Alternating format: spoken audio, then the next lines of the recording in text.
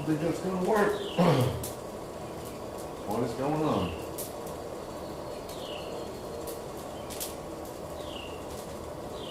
Maybe because it's not streaming anything other than a picture?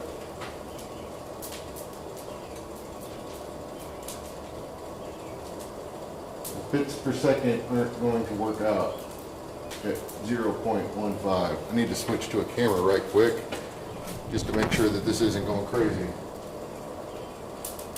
What is happening?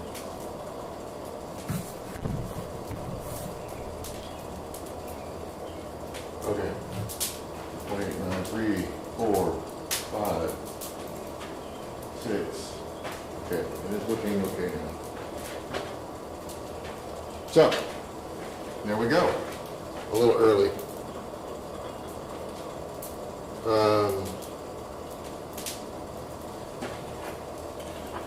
Using a different forge tonight, so it's a little slightly different setup.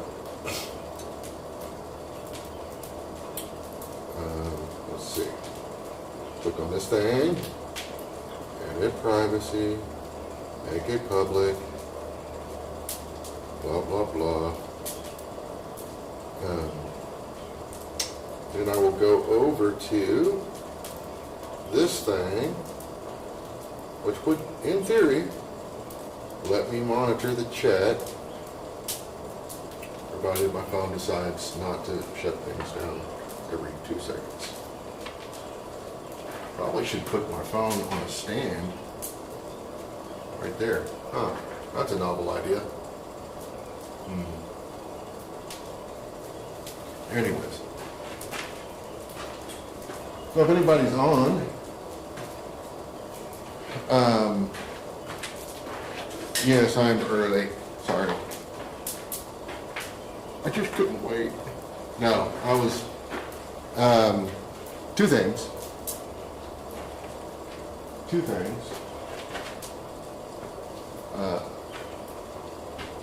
What's up, Paul? How does it sound? I got my microphone thingy on, and I got my other microphone thingy over there.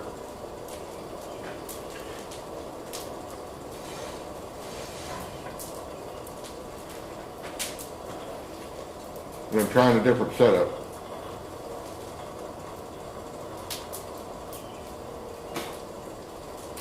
The boom mic I would be using, but I gotta get another cable for it so I can run it. I don't want to run it.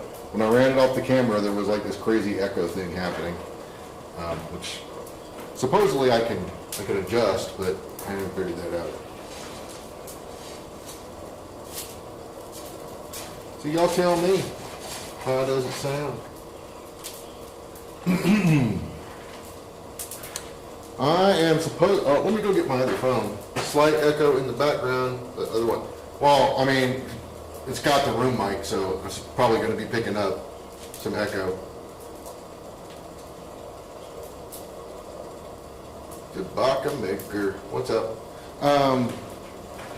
So I'd be curious to see when I walk away, what's the audio like as I walk away and I'm way back here?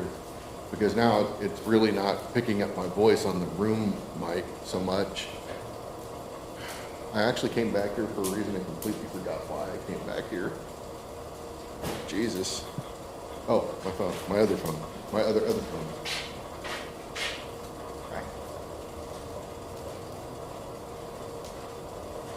I don't ever turn my phones in and keep them. Phone companies get big. Fuckers.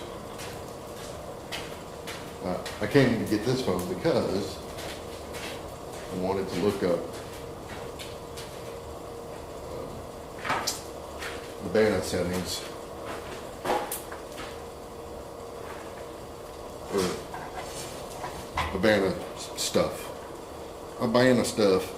A-B-A-N-A. Habana. Not banana. So when I was back there, were you still getting the echo? Because I think what's happening is the room mic is picking up. I can probably change the setting and make it more directional. Because I don't know that it's set for that right now. Education and funding. I said accept, you son of a bitch. Level 1 is, you know, I'm a loser. I think I gotta make a staple. Let's see. For my length, a 3/8 inch round bar, 3/4 inch internal dimension. 2 versions, chisel tapers and square tapers. Well, that makes no goddamn sense.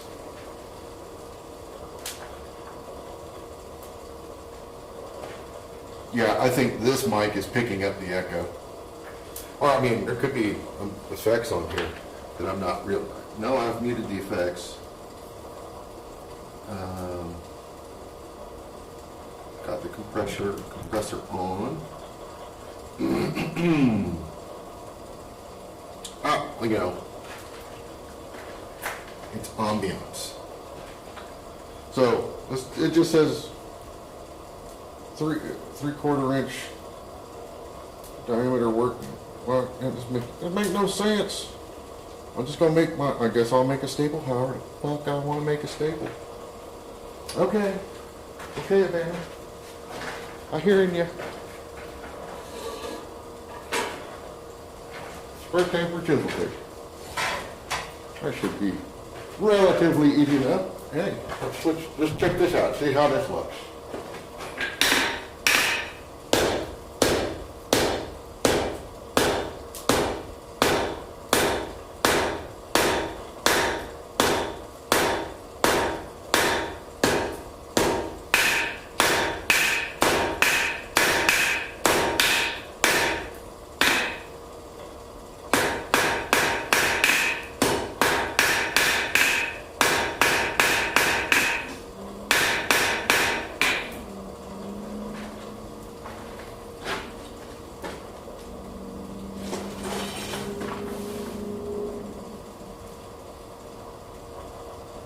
Yeah, that view looks okay. I mean, it's not. It's gonna be hard to see what I'm doing on the near side if I do anything like that, but until I get another camera, I don't know that there's really a good compromise there. I don't like the idea of not, you know, like just, but it's the best I can do right now.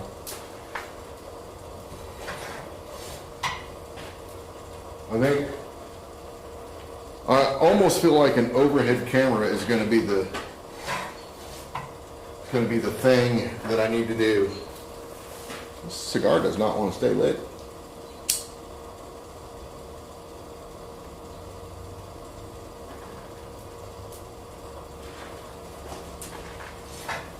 I think I need to extend this taper a bit.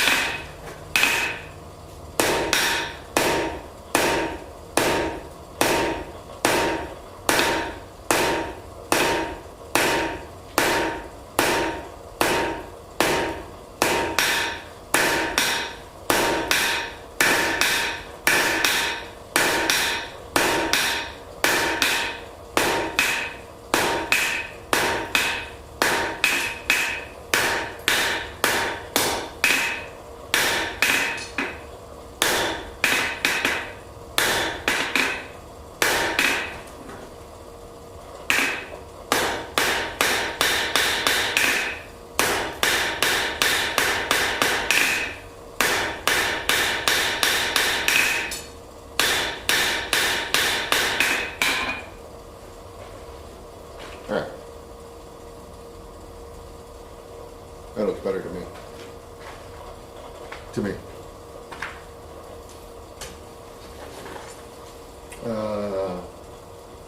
3/4 inch. Okay. Yeah, get that shit done so we can get that mill running and get this lathe out of my shop. Something poking me in the foot. Ow. I don't know what it is though.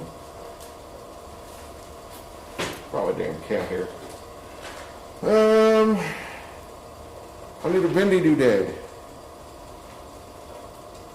Well, Actually, really what I need is a, right on, man.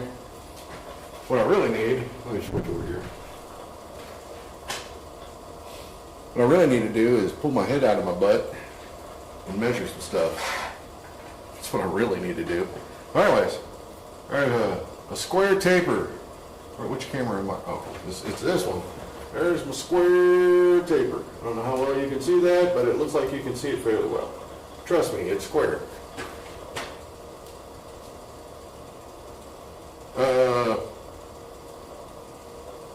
Yeah, it's square.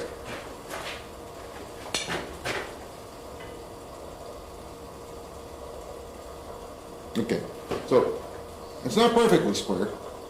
Let me fix that. It's a little bit, I think about one hair on this side.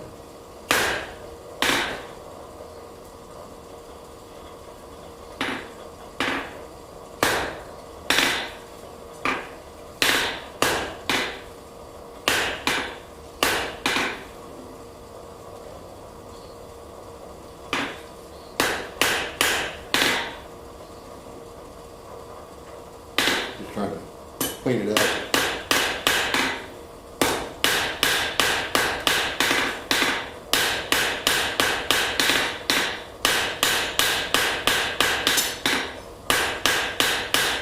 All right. Yeah, that's much better.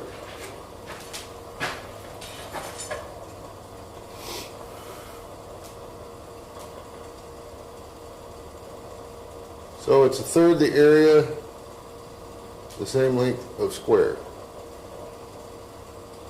Oh, for measuring. Now, do the staples need to have a chisel point and a square point? I think it's supposed to be either or, but because I am me, I'm going to put a chisel point on the other end. And be like, well, look at your instructions, bro. Let me go get a slurp of my slurping tea. Anything.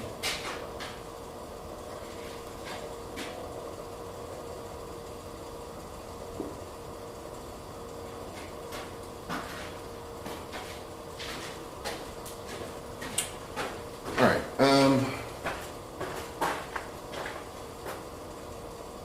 So yeah, that's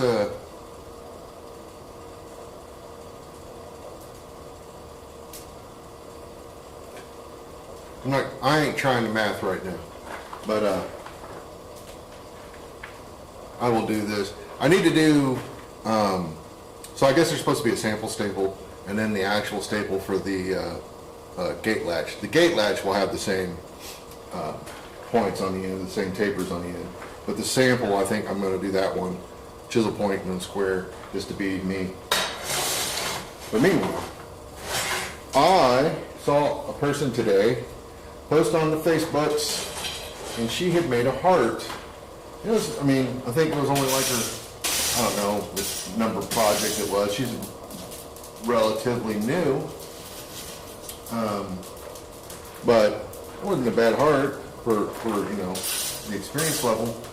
But I sent a video of Ryan's hearts, the way he does them, Ryan Brazil, and as I watched it, I was like, oh man, I haven't actually made one of those in a while. So I thought, hey, I've got some material here.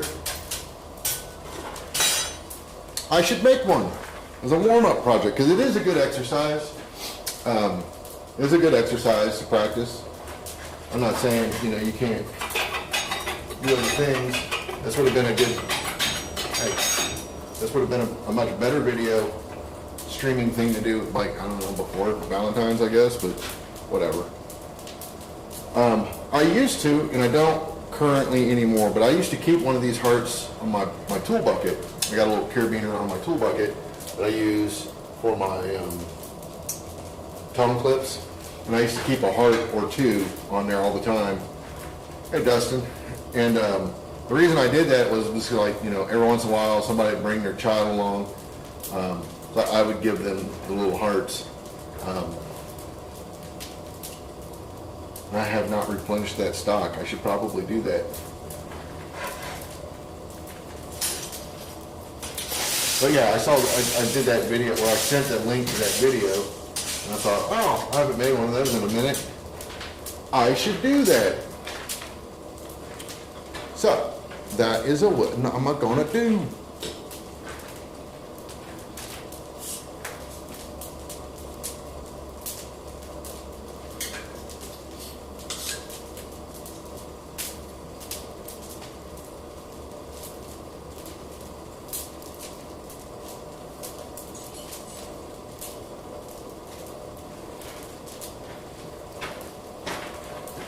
I can turn my fire up a little bit.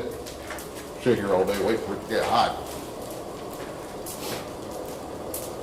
It's hard to, I'm not used to this because I used to stand over here and I could see the screen, but now I've got to turn this way to see which camera I'm currently on, and I don't like that, so I need to come up with a better solution. And I think I know what I need to do, but it's not going to happen right away. And if you guys could see this redonkulousness, 1, 2, 3, 4, 5, 6, 7 things on tripods back here. It looks like I'm just waiting for some cat to come tearing through here and getting tangled up into all these cords and cables and such, knocking crap over. I hope that does not happen, but and I hope it ain't me that it happens to. Oh, I want to bend it right there. Oh, terrible, but I'll mark it lightly.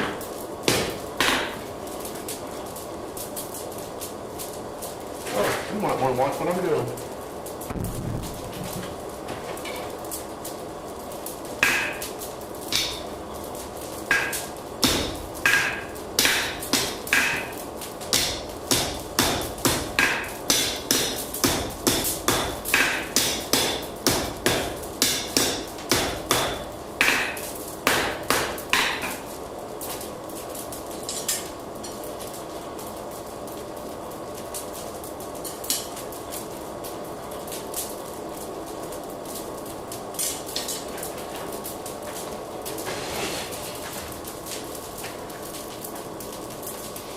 Trying to get an idea of how much material after the bend.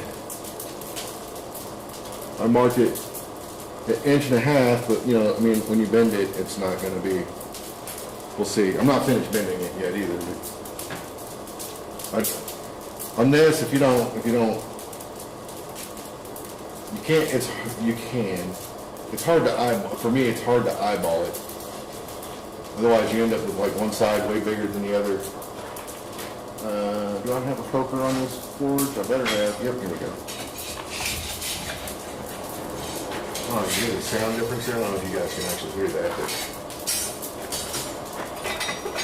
this coke will start to pack down. Got to reach in there with a poker and kind of lift it up a little bit. When I'm using it to forge weld, I almost prefer it to pack down a little bit.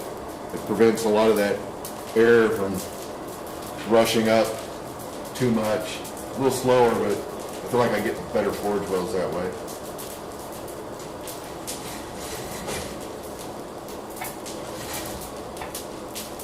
Why are you not? Come on. I guess I'm going diving.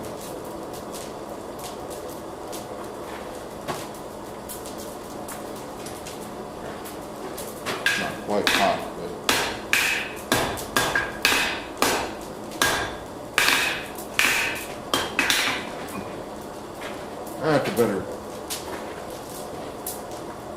That's a better bend.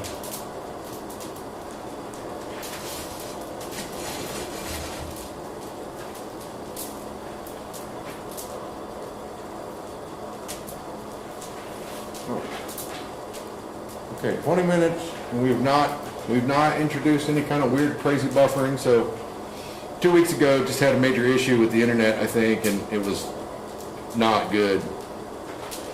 So tonight looks like we're doing much better, which is good, because that was really frustrating. I hate when I have a problem I can't figure out, or it becomes a problem I can't fix myself.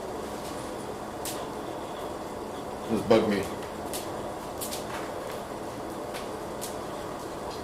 It's like, if I know what it is, it's fine, even if I can't fix it.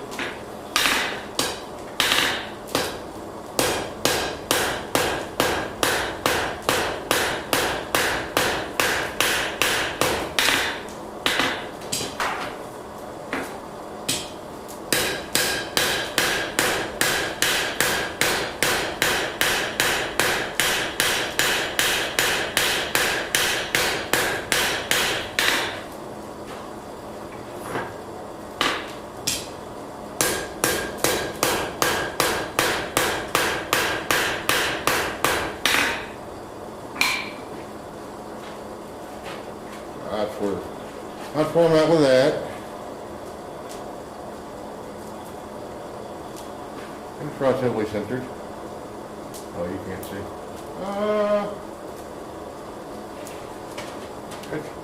Yeah, I ain't gonna focus.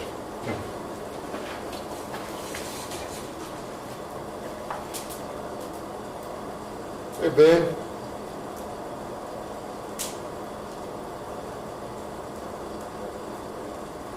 Hey, Kevin.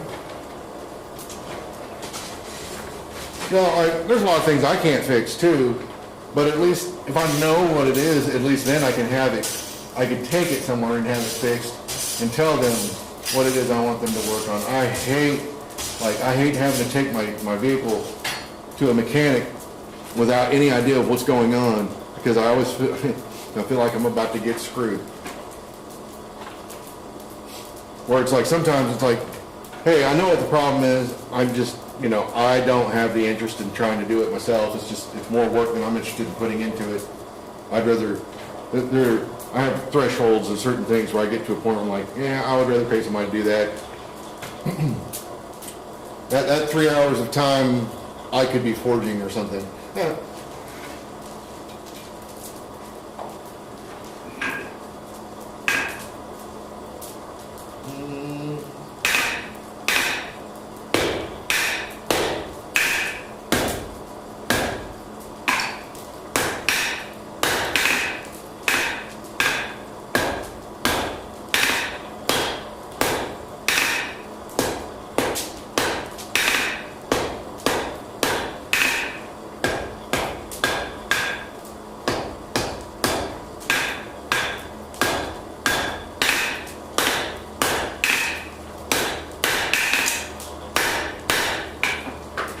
Got a bit of a hollow there. I'll have to forge that out. That's where that's at. I know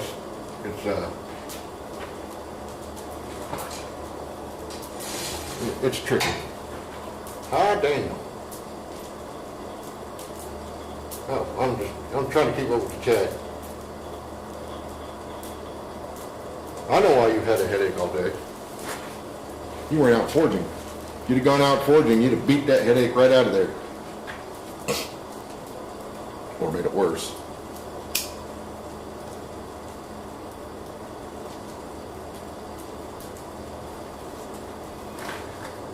So I got a slight hollow on one side. I'm going to dress that out before I go any further. Also, I'm going to need tongs for this. I should probably find some tongs. What a crazy idea.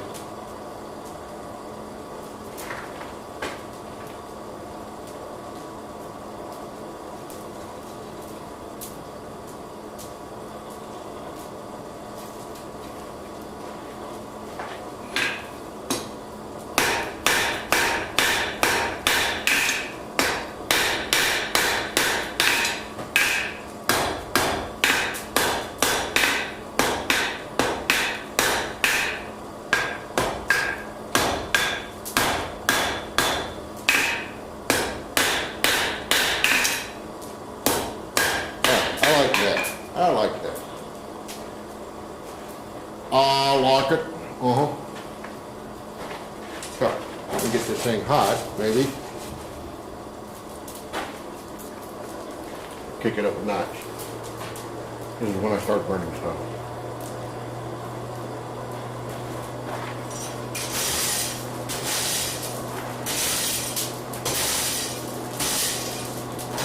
need to make a 1/4-inch round punch.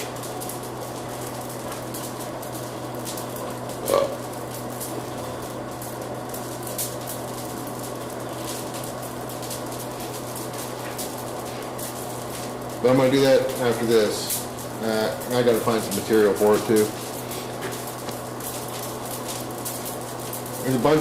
I made, actually the one I made I think was 5/16. So, but the other thing said 1/4-inch. I'm pretty sure at one point it said 5/16, but they've since changed it. Not a big deal. Not a big deal at all.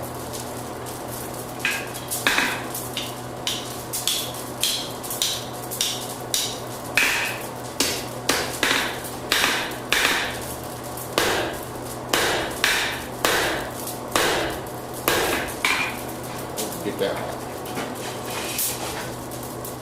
Go get that hot.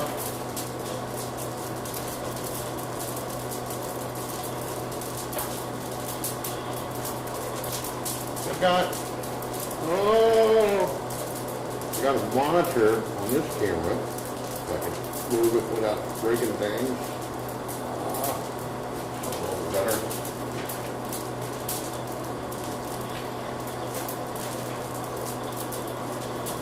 That's better.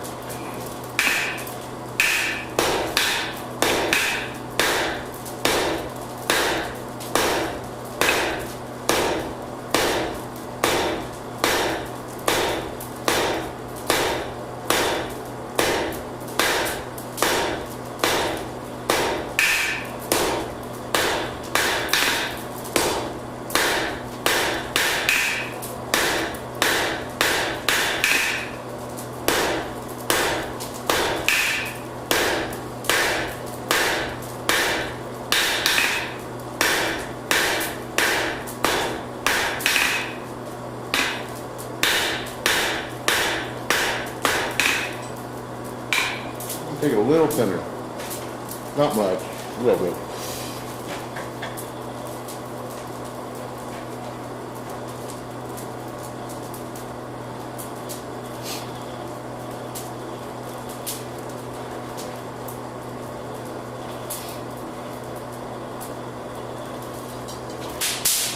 A little hotter. A little hotter. And I need, oh, I got a hot cut over here. Holy smokes. Look at me, almost prepared. Almost.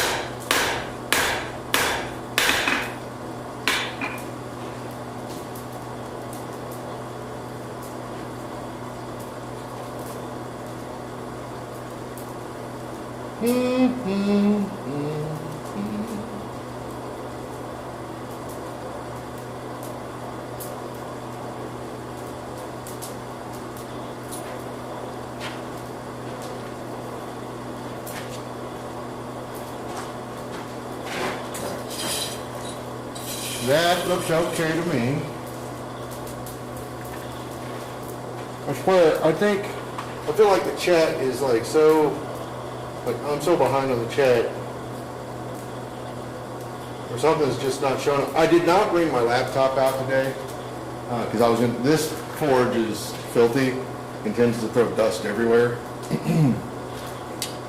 So I didn't want to bring my laptop out to endure that nonsense.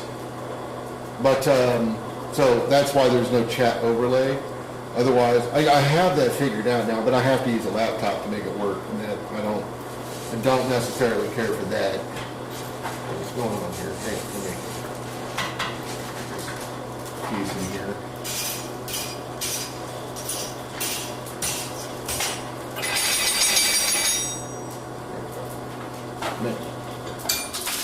Oh shit, lost my, just dumped my counterweight down in my dustbin.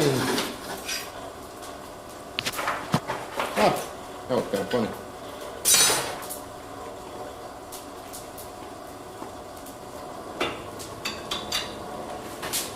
There we go.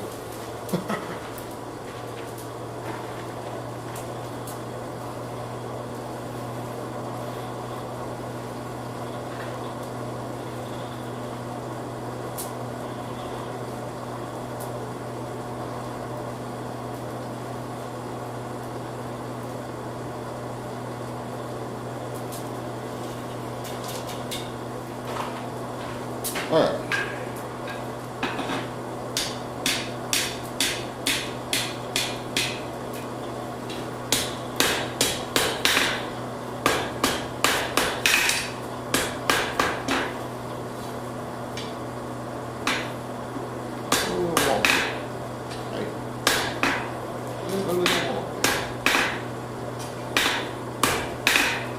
But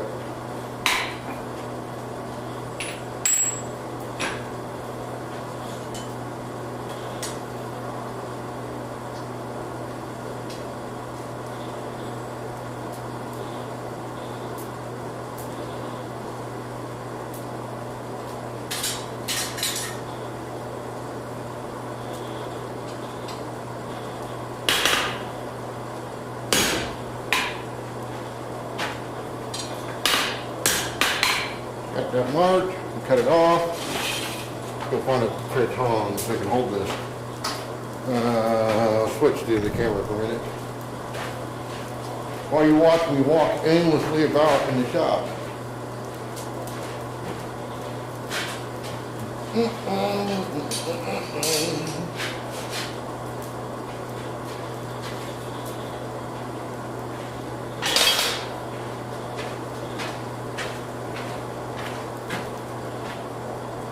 You know why? These are 3/8. They're not going to work for this because that's tapered and there's no longer 3/8. Let me cut this off. Nice and toasty that it is.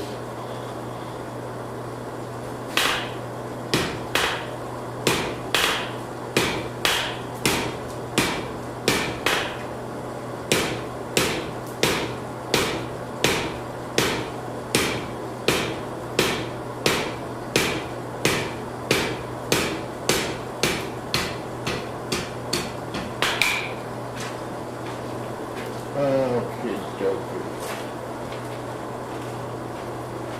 I had a pair of tongs over here earlier.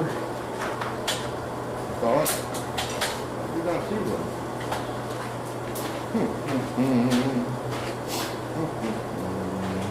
Nope, those will not do it.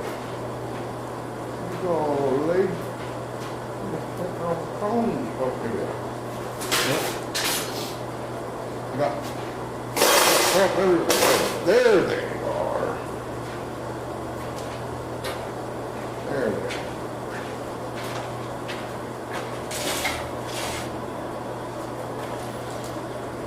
These are stiffened up on me a bit. I'm doing something. Look. I think it's something.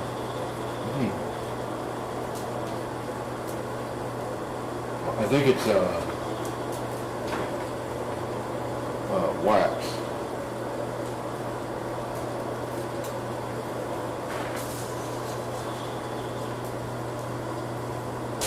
Because we're starting to loosen up.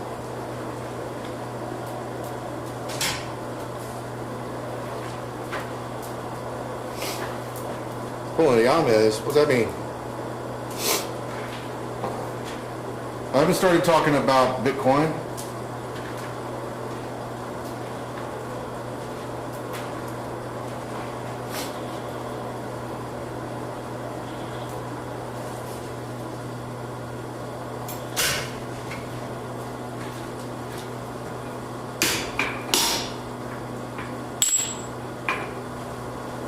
Why don't you start talking about no Bitcoin?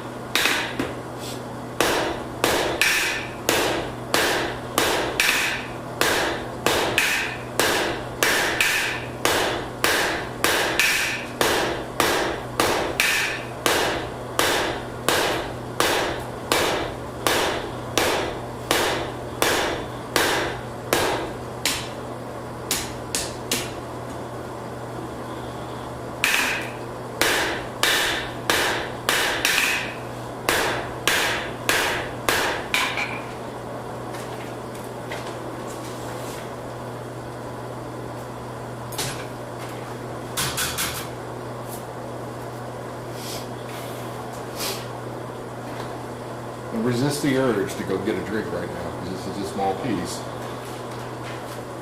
And I'll burn it. I know I will. Try not to do that.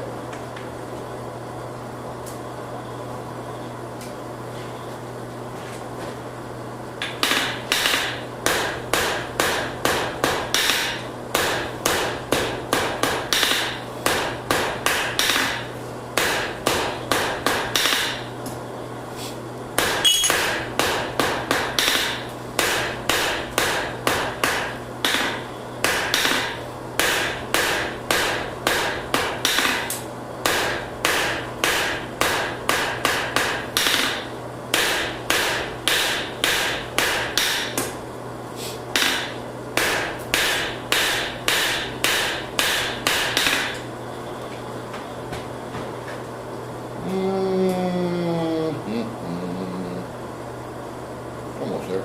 I think this part needs to come out a little more.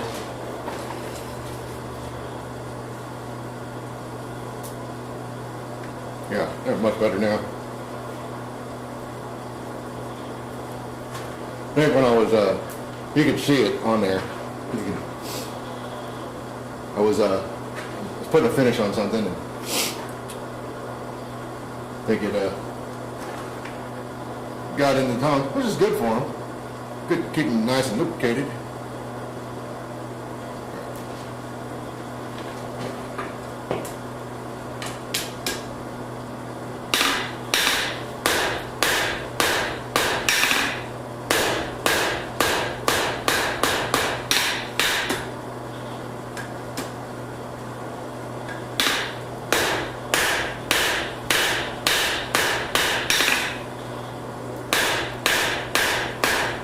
I think that little bit sent it over the edge. Right, oh, that's right there. That'll do, pig. That'll do.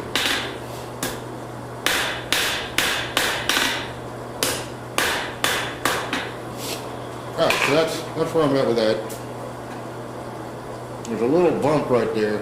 I don't know if I can get to it. I'm gonna try. Just take that out. Well, if I can get a hold of this thing.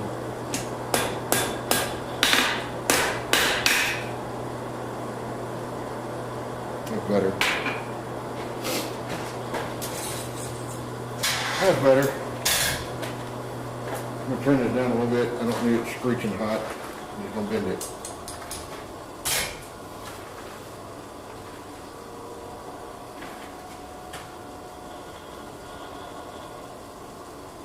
Yeah, Christopher, this anvil we forged in my shop 2 years ago. We forged the horn, we slot punched the Hardy, and then drifted it open to 1 inch, and then drilled this, and then it was a 2-inch square, and then it's welded to a 5-inch riser block. So I think it's 7 inches. I guess I should check before I lie.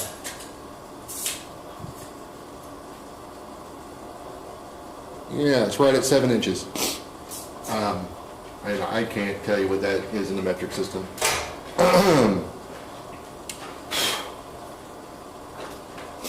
But yeah, it's mild steel. It's not hardened or anything. It's mild steel. I've never had a problem. I can break down 1-inch material on this by hand, no problems.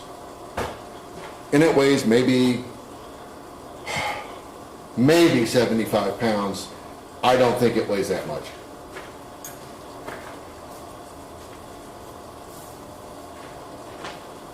All right.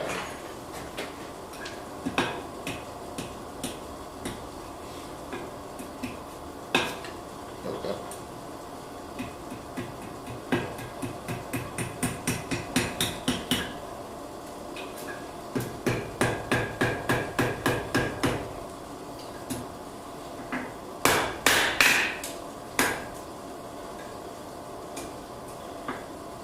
See if I can get a similar bend on the other side. Thank you. Yeah, we put a lot of work. And you know what's funny is this one's not really even my favorite. I've got another one I haven't finished, and I like the horn on that one better. But it's just time. I haven't had time to finish it off. We still got to punch and drift. the other one. I don't know if it's in a, yeah, it's right here.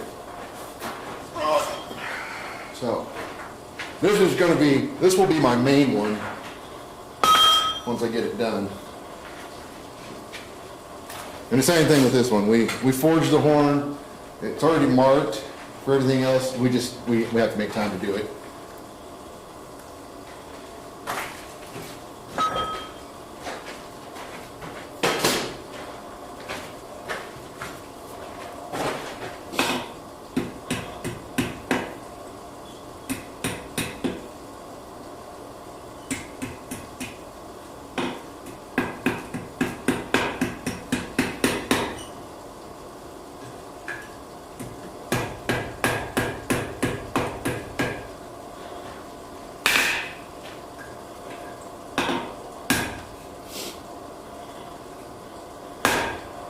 So I'm having one cross. I need to separate these to get the bends where I want them. I don't need to get the bends. So all I did was I just opened it up enough. Oh, that's so hard to do. So I just opened them apart, split them apart enough so that they cross over each other to allow me to get the bend I want.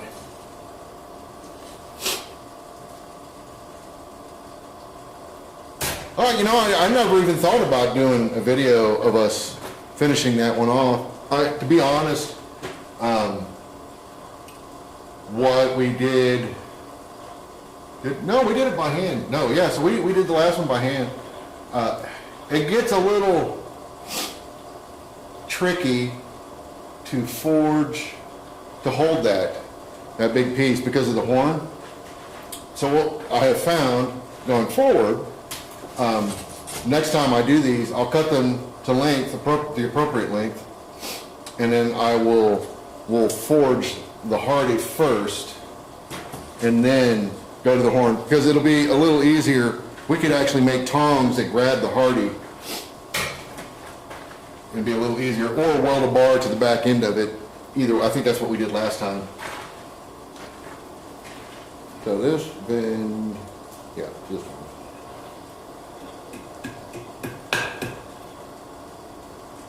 Still not quite right.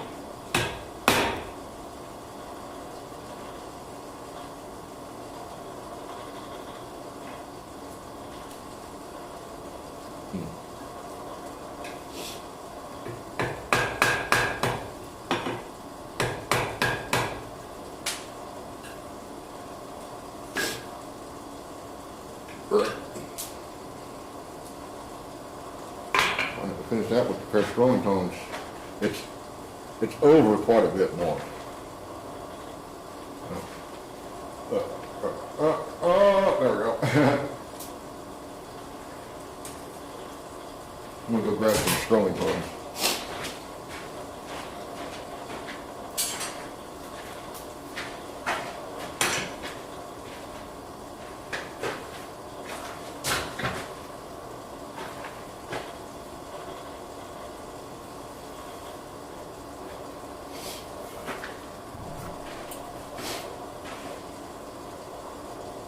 The bit rate has dropped a little bit, so that could be buffering, but it doesn't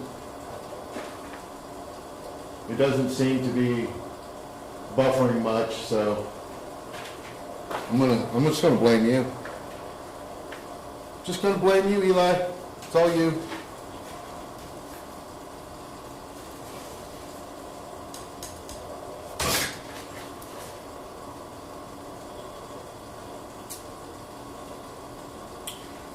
And as far as the gathering goes, Eli, I'll probably do like I did the last time. I'll probably just come out Saturday morning and hang out for the day if I can make it. I wouldn't be able to make the whole weekend, unfortunately. But I would like to try and come out there. I had fun last time, minus the crushing of your hand.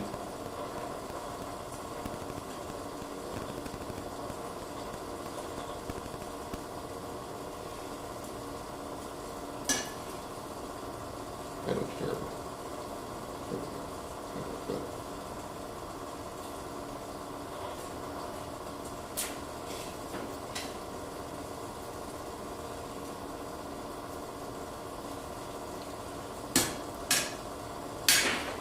That one is a little, I think this one was a little longer.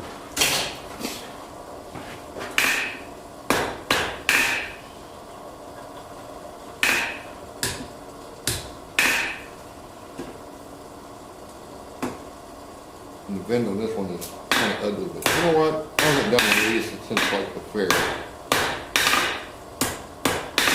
So.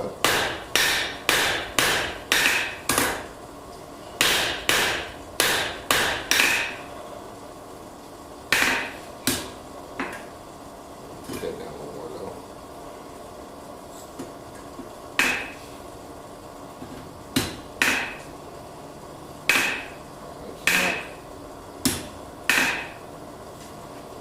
That's better. It's good. It tastes great by any stretch of the imagination. You want it straight, hold it straight.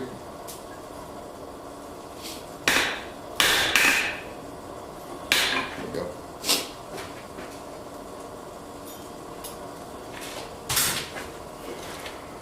And it's not the greatest, but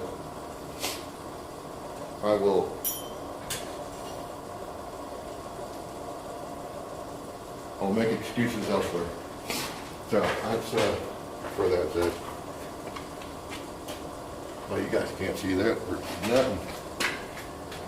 It's too dark. There's no light right there. There we go. You know what? Here, I can do this. Whoop, there we go. So you can see where it's off a little bit. The curves aren't the same. But hey, I bet you a 6-year-old wouldn't say a word.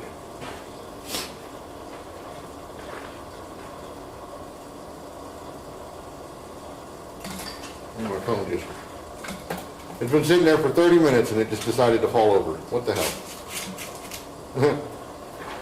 So I'm going to hang this up and then I got to go. Oh, I see why I did that. Phone started ringing. Most of the time it's at our end. The lags hits. Last hits, if any. Refresh. Yeah, well, yeah. So one of the things about that particular heart style, and I can say, having made a few of them now, I've made some that look really good, and I've made some that look really bad. And what I really found with that style of heart is you really want to get your tapers on both sides almost exactly the same as best you can, because no matter what you do on the back end, no matter how much, it always has a tendency to show the awkwardness of one versus the other. That one's, I mean, in the grand scheme of things, that one's bad. But it's, I mean, like I said, you know, 6-year-old, they'll never know. They don't care. Hell, 36-year-old probably wouldn't care. But that's what I found doing those. That's why I like doing them though, because it's a good exercise in practice. It's also a good exercise in practice in holding tongs, using a piece without tongs.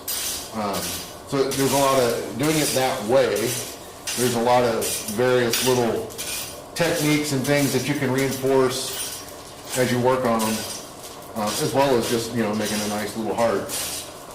That's why I like those kinds of little projects, things that reinforce technique and skill as you're working them. Everything does that to a degree, right? But you can get to a point where you can get, you know, this bar, you know, I only use like what, 3 inches of this bar tops. So you can get, you know, you can cut yourself a 30-inch piece and then just keep working on that, and just make a bunch of them, and then you can, you know, hand them out. You know, if you go to like a place where you're going to demonstrate, you can hand them out to the kids or hot moms, whichever comes first. And then, you know, and then you're reinforcing a skill set. But you can sell them too. I mean, $10 or something. Sell this thing for $10. I don't know. You get faster at it. I used to be faster at these. Not a lot, but got to a point where I could do it a little quicker. I'm gonna go find a piece of material so I can make that silly round punch. I thought I had a piece. Oh, damn it, it's in my truck. Let me go see if I can snatch it. Okay. Oh, I can't see anything either. Dark out here. It's covered.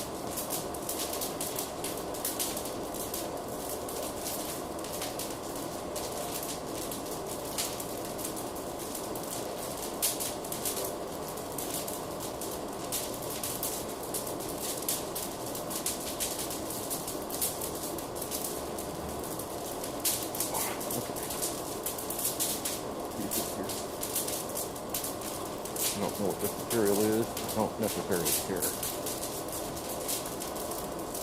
It feels like sucker rod. I can't see it. I think it's sucker rod. Looks like sucker rod. The other one. Oh, not that. That's 4140. I think it's 7/8 though. I don't want to make a 1/4 inch punch out of 7/8. That's a bit silly.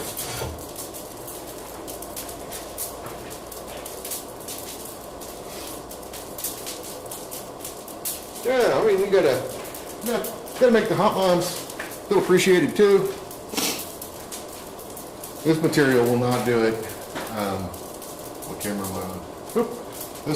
I got this from Kurt Fehrenbach. These are, he left these in his gas forge too long and burnt them off, so I'm gonna have to cut these off. This end's fine, but I'll probably need to cut this side off a bit. But I mean, it's good usable material. It's 4140. And it'll be a thing. This is coil spring. I do not normally use coil spring for, like, I mean, there's nothing wrong with it, but I like to use coil spring for things like, well, tongs, hammer-eye tongs, and cutting tools. Punches, I don't. I usually just use 4140, because it seems to be enough. But I'm going to go over and grind this. I'm going to hit mute. You can still probably hear me, but I do apologize.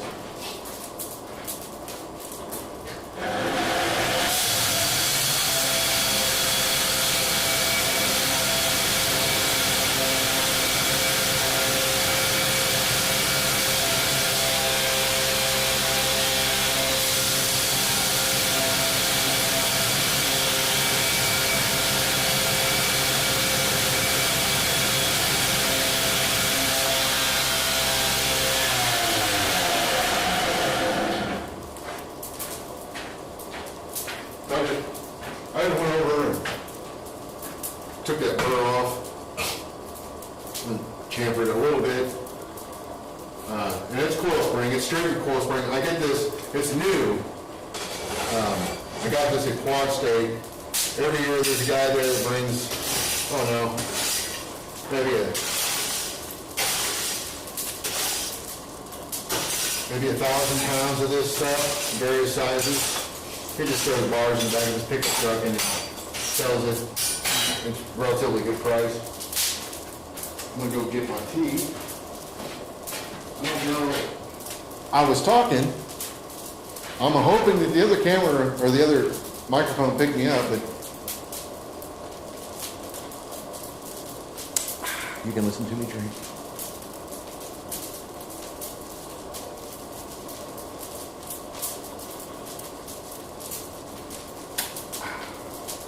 Good stuff. I should not be drinking tea this late, but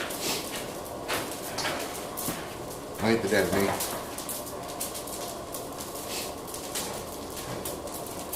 But yeah, I need to make a 1/4 inch brown punch without the bat wings. I've since learned that that is not a requirement, which is good because that really drove me nuts. No. But hey, that's a little round punch that I've been looking for. It's not a good one. It is one. That over there. I made one of these in 5/16, and if I could find it, I'd probably just use it, but I guess it doesn't hurt to have 5/16 and 1/4 inch.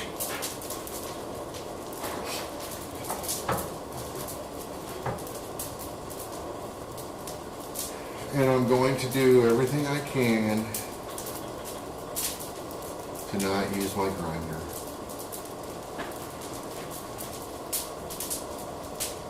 That's interesting that it does that. I wonder if it's the room mic that I'm using.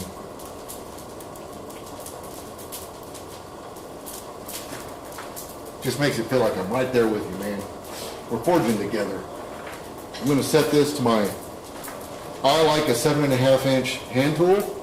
So I'm going to go ahead and set this to that now. So I know when I get ready to cut it off, I'm good to go.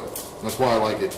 There's enough stick out over the top. There's plenty down here, this is also going to grow, but I like to make sure that they're all, from where the forging starts and stops on the tool, I like 7.5 inches. That's what she said.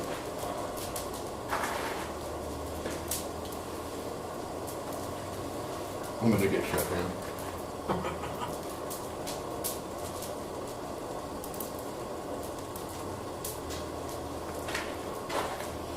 So I'm letting this kind of come up slowly.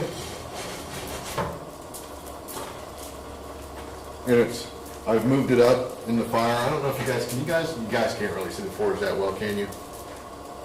But I'm just trying to make sure that it's hot all the way through.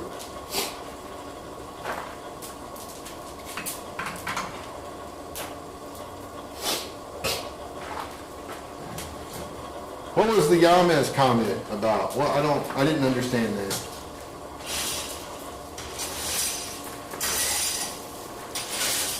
I ain't trying to steal Yamez's thunder, so.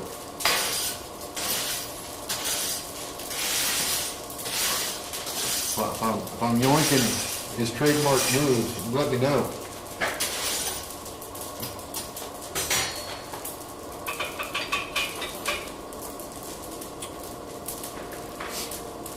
I was actually worried about the stream because he has a bad habit of changing his schedule. So I just try not to step on other people's toes. I mean, at some point, you have to, you just got to pick a time and run with it. You know, you can't accommodate everybody. But like, you know, if Alex Steele were streaming on Wednesday nights at 8 o'clock, I would not be, because there's no point. You know, who wants to watch a fat old schlub forging versus some strapping young lad making ratchets and bicycles?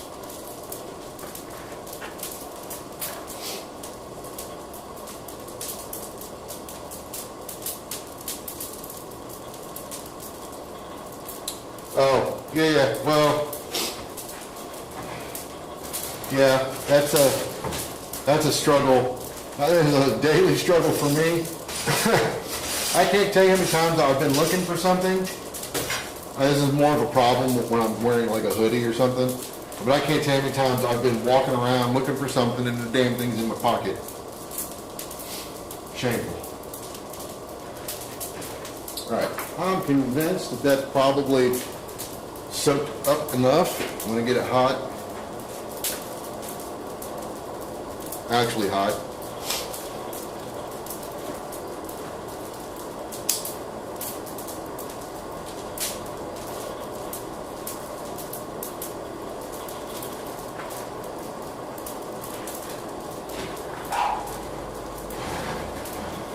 Without burning it, I hope. I'm going to switch hammers.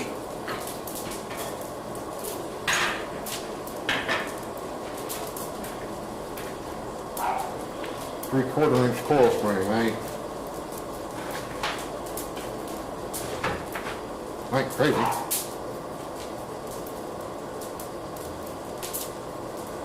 Yeah, I've done that too, Kevin. Walked right past something that I was looking for.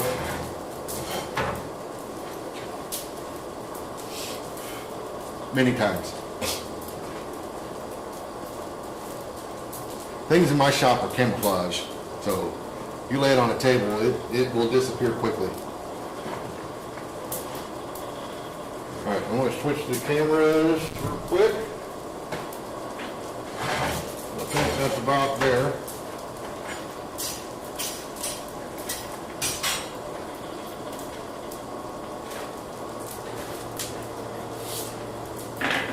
Quarter inch or 3/4 inch coil spring.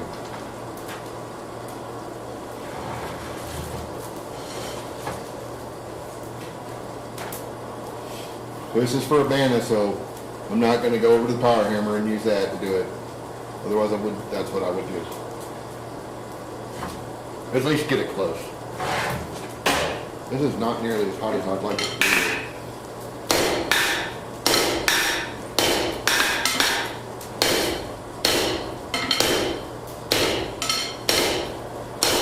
Oh, it's rebound.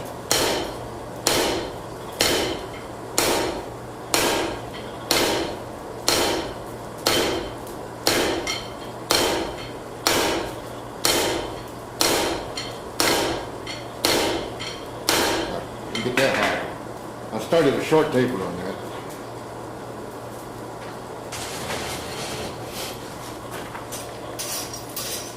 I don't know if I've walked around with it in my hand yet. I've definitely had it in my pocket though. Like I found it, I got distracted, found it, put it in my pocket, and started looking for something else, and then I went back to looking for the thing I started looking for. And then like 5 minutes later, I'm like, man, here it is, right here in my pocket. Oh no.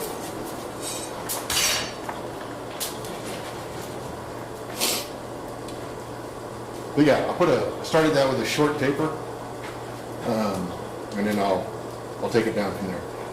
I don't want to go too much more than where it's at. I like to keep them. You know, I don't want the punch in being, you know, that long or something crazy. A lot of guys are into that for some reason. I'm not a fan.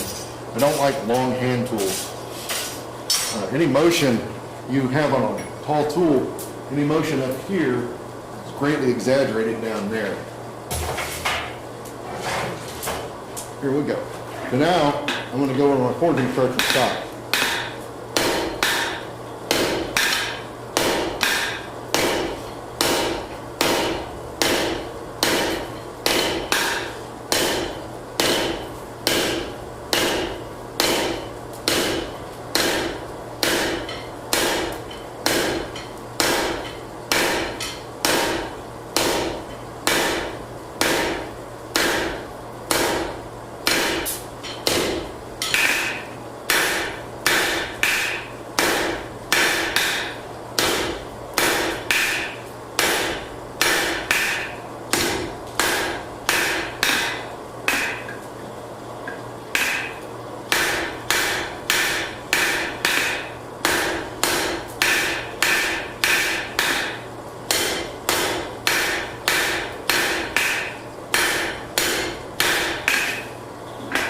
Okay, so here's the thing that I want to try to fix. Right here is where the forging starts and stops on this piece. It's a little lower down here. Straight line, dummy. So I'm going to try and even those up in the next heat.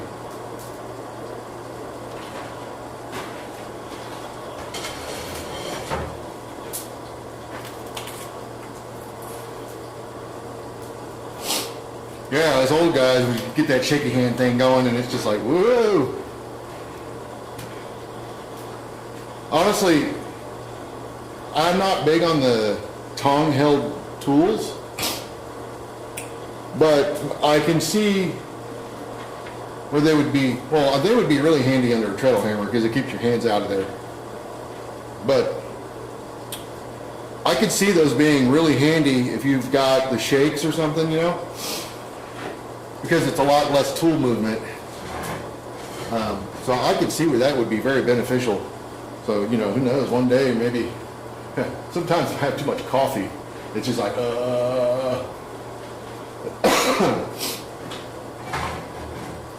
But yeah, I'm going to try and clean this up. This goes back to my thoughts on, generally I want my tools to look nice anyways, but if it's a tool I'm presenting to somebody to judge, I want it to look especially nice.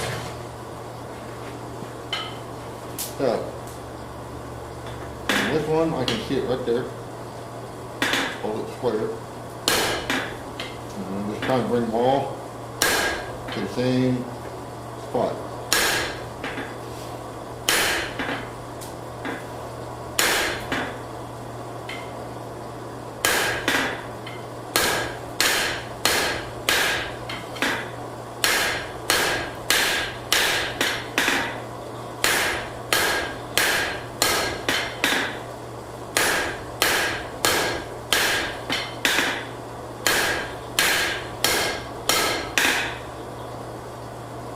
A lot better.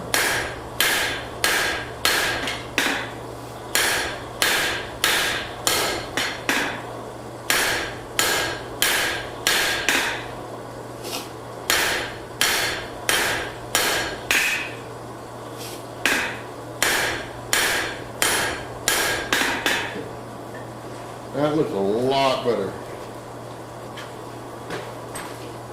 It's square. It is, well, it's mostly square, but it's not perfect.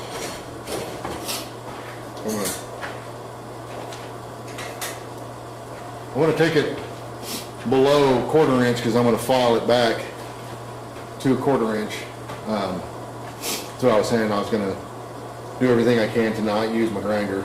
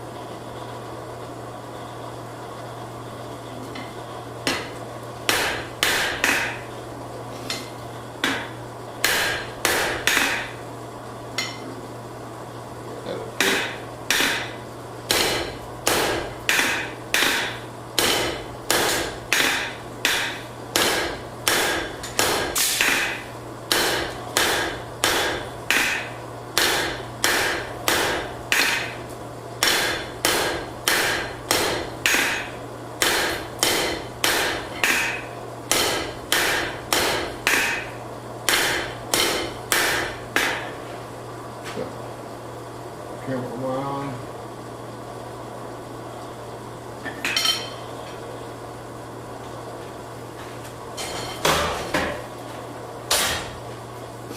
Now I'm going to switch back to my other hammer because I don't want to overdo it. This is a big, this 4.5 pounder. This is a whole pound lighter. But I'm much more comfortable controlling this one because it's the one I use almost every day. I'm getting a lot more comfortable with the 4.5 pounder though. That's just, when you have to really hold back on the power, that thing will wear you out quick. I can swing that thing full throttle like for hours on end. That's not a problem. It's holding it back. But you know, I don't swing like most other people, I guess. I guess I'm wrong. I've been told I'm not doing it right. I don't know. I don't care. Oh.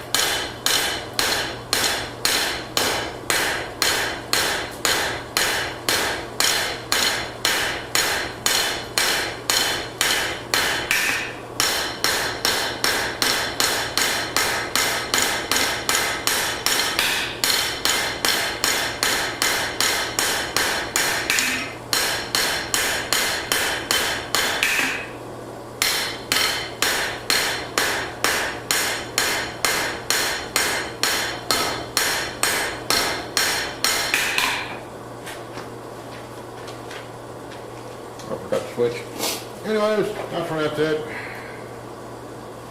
Almost there. I mean, that could be there, based off of the stuff I've seen of level 1 turn-ins, but that's not going to be me. And I have nothing against people doing that. I mean, it's just what, you know, it's your skill level, right? It's cool. I'm good with it. I just feel like a lot of people are rushing through the process, and I don't necessarily think they've taken away a lot. And I know a few people that have given up on it because they found it boring. I get that, I suppose, but you know, if you hey Jeff, if you take the time to do it and actually walk through it, I think you'll find it's very beneficial to your forging.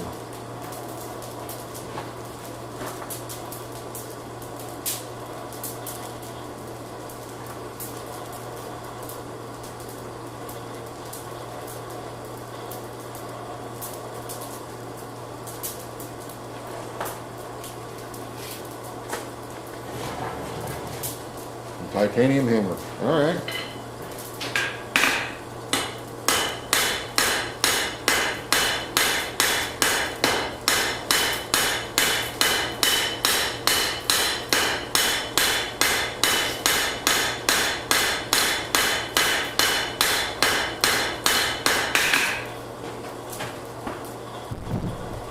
I'll switch.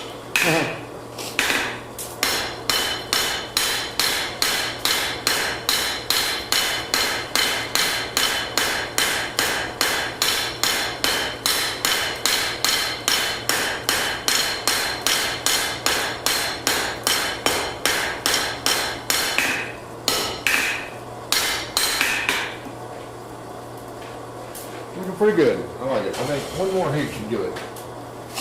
I might even do the mark thing where you take the rasp and shine it up, you know. Maybe I'll do that.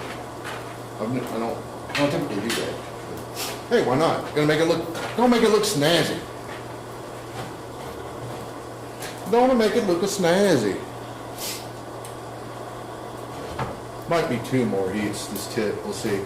Coil spring I don't want to take it, one, it's mild steel anvil, so, you know, I'm not going to be beating on it when it's just stupid cold, because then it's just going to ding up my anvil. But it is a lot easier to see at a cooler temperature.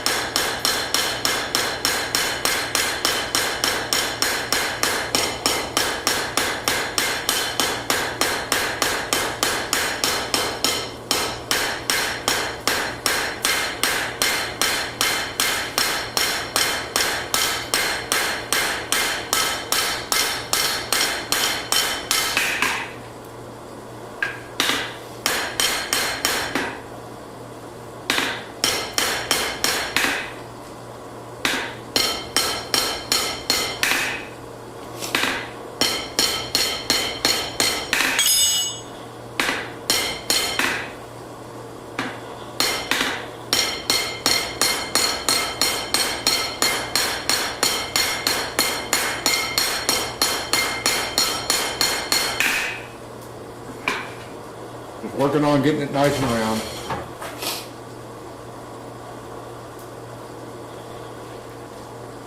I don't know what hitting space in there does, but interesting.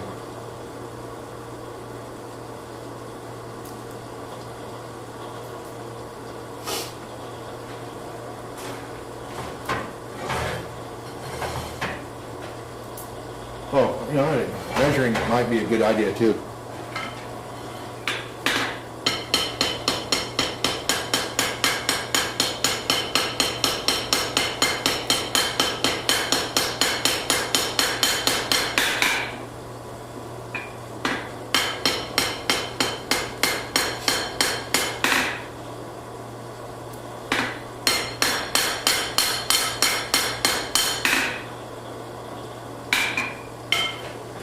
That should be well. Oh. well under quarter of an inch, which is what I wanted, but let's see. Well, it's pretty close actually.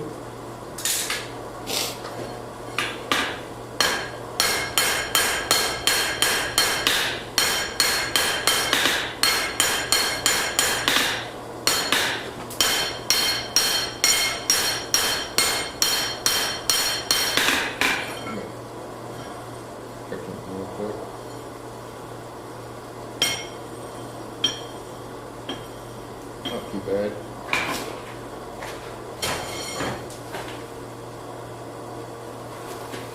Probably need to take one more pass just to kind of center it up a little bit better.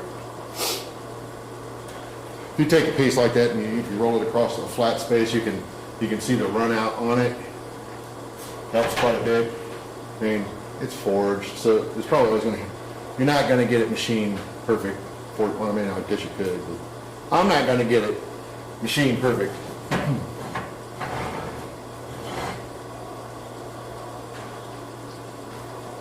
First thing I want to do is just kind of clean it up. I saw this really experienced Englishman do this. I heard he's a thing, so I figured I better try it.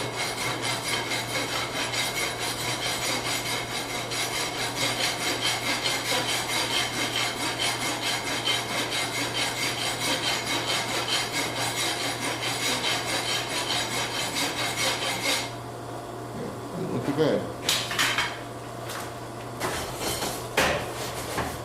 Now take another heat and just kind of try to center up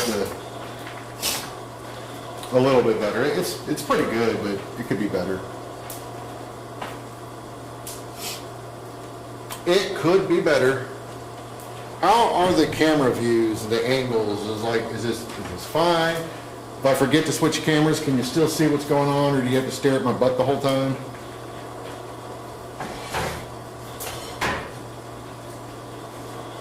I guess I can handle it.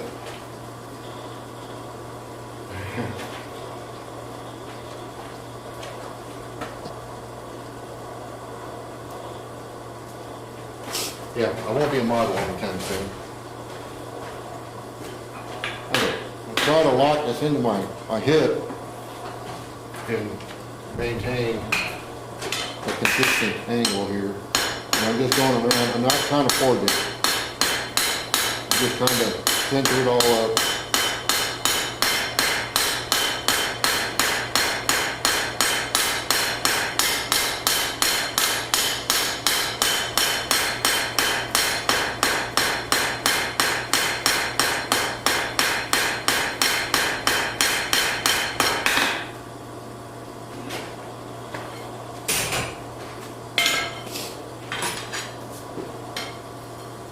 Oh yeah. I like it.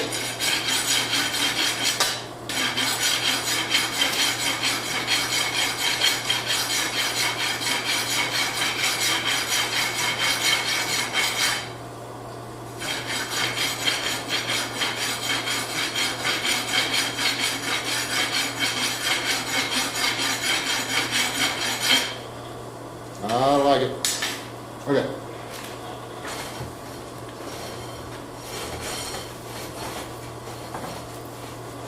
I'm gonna cut it, and then, oh, Bill's probably already gone, but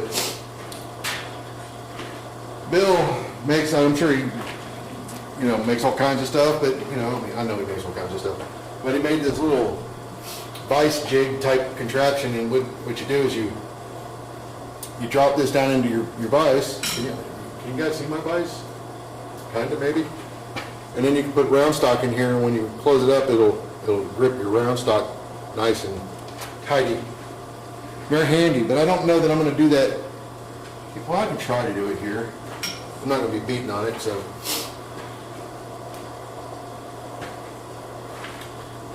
Yeah, why not?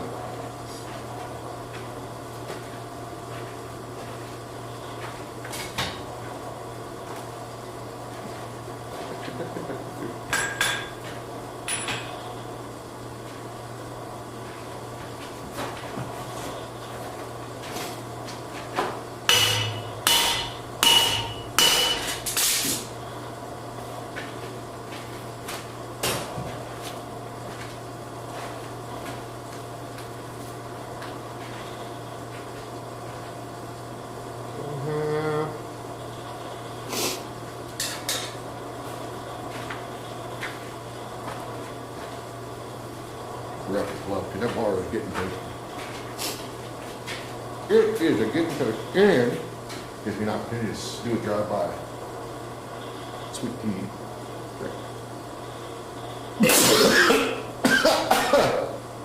Jesus. Holy smokes. Hey guys, don't laugh when you're drinking. Woo. It might go down the wrong pipe. I started to laugh at myself. That was hilarious. Woo. Maybe it's the universe telling me I'm supposed to stop drinking tea this late at night. No, I started to laugh as I was taking a drink. I had a dumb idea. Dumb thoughts raced through my mind on the regular. So this is not hot enough to cut, but it's hot enough to mark. From where my forging starts and stops is where I want to cut this. Actually, no, I don't. I'm going to bring it about half. Right there. That's good.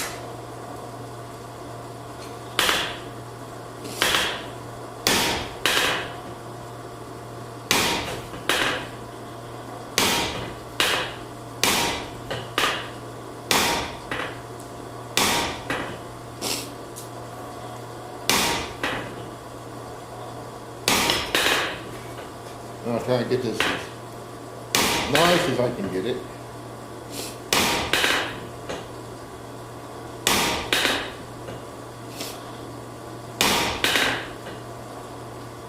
I'm a little off. I can fix that by slowly turning it. There we go.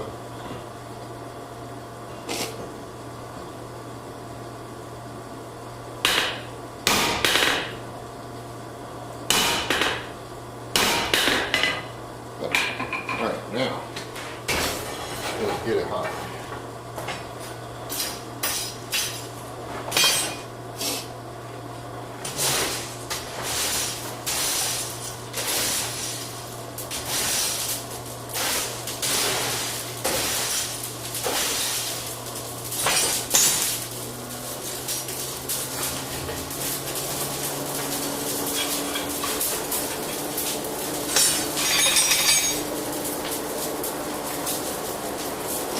Jeff.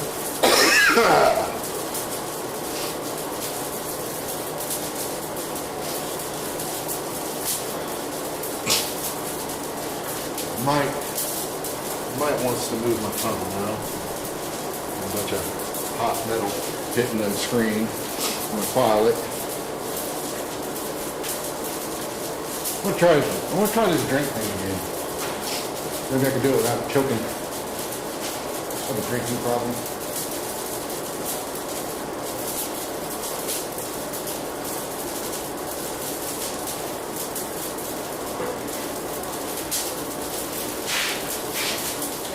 Better. More till better.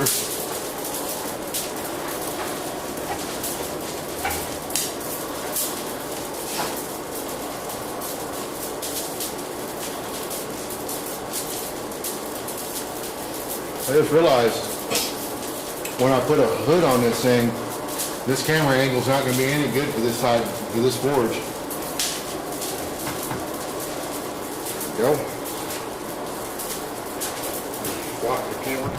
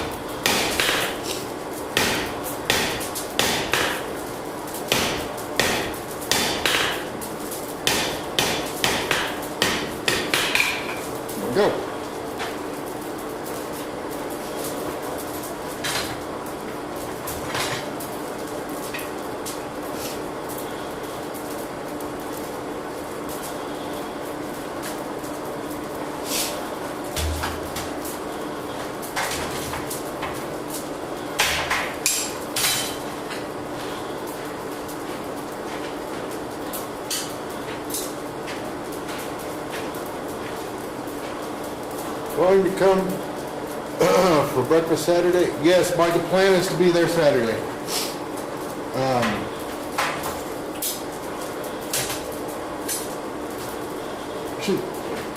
I think, I don't know if I can get Paul to come with.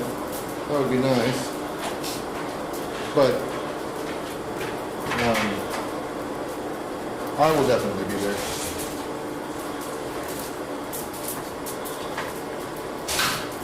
Funny story, I was doing something last night and I was adjusting these tongs. And then Andrew Larson called me and I completely forgot about them. So it looks like I'm going to have to forge some new half-inch tongs. These will hold, but boy, did they get chewed up.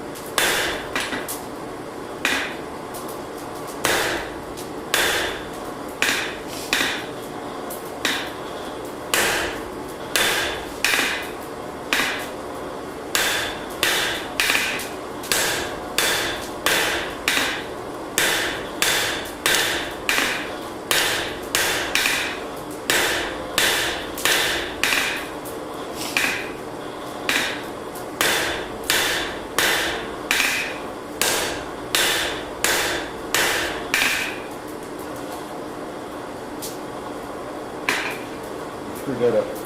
How's it going?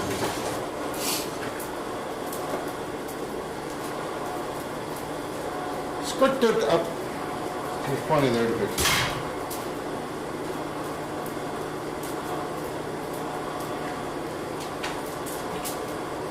But yeah, Bill, my intent is to definitely be there Saturday. Last time I didn't show up, you bastards elected me to some stuff I was not really that interested in. That's okay.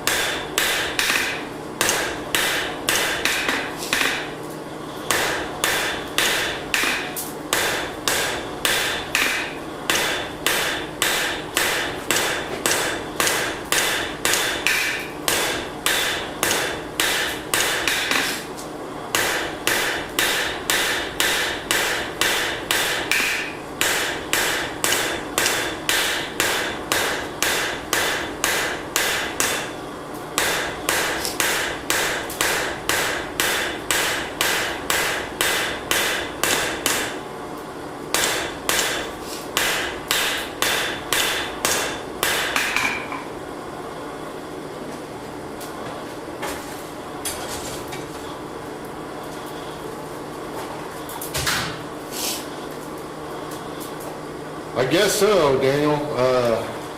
So I was elected to the board last year within the IDA, and I completely signed up for that action.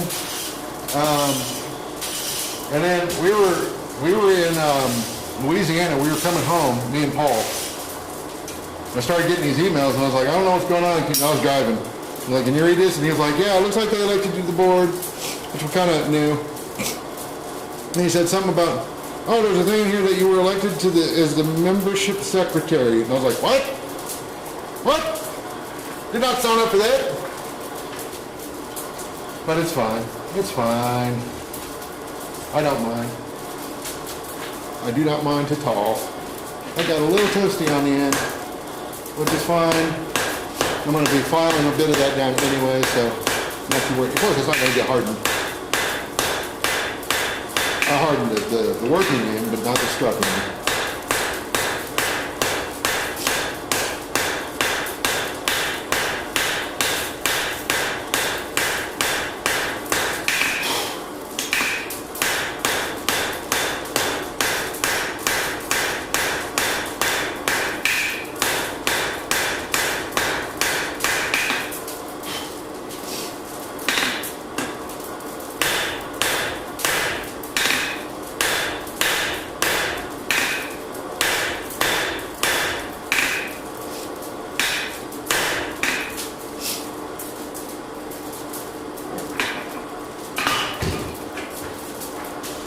Try not to burn it this time. I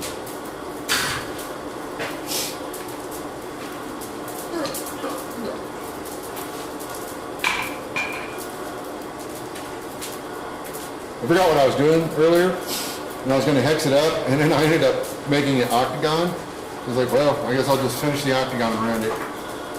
So now I'm going to try not to forget that I was working on a hex.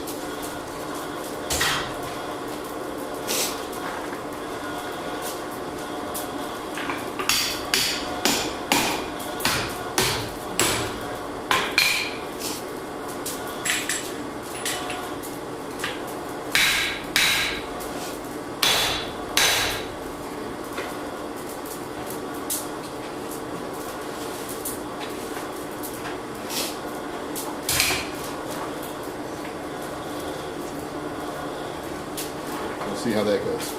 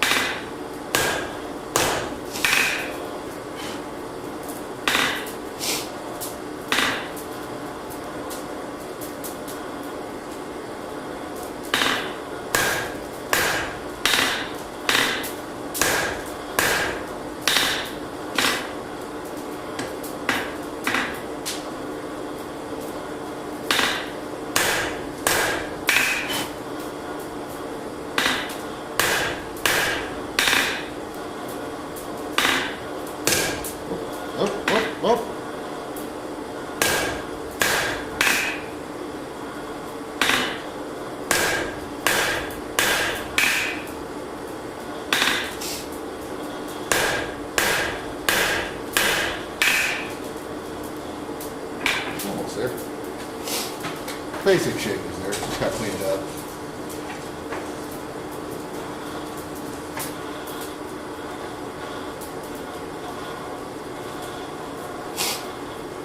Yeah, I'm kind of hoping, now that I think about it, I'm kind of hoping Paul doesn't make it. And we can elect him to the board. And we can give him stuff. Membership secretary might be ready to resign.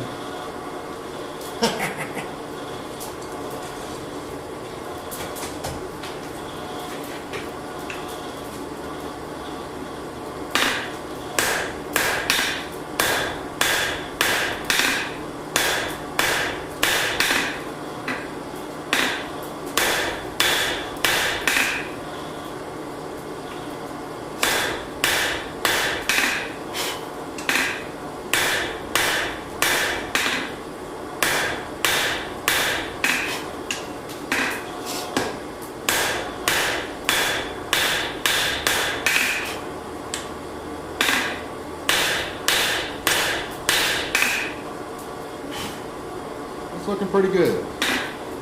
Clean it up.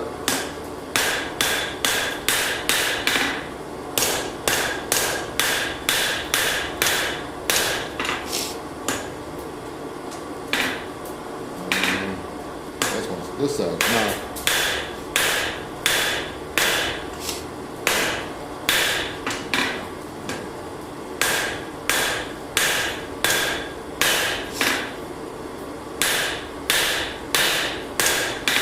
That's not better.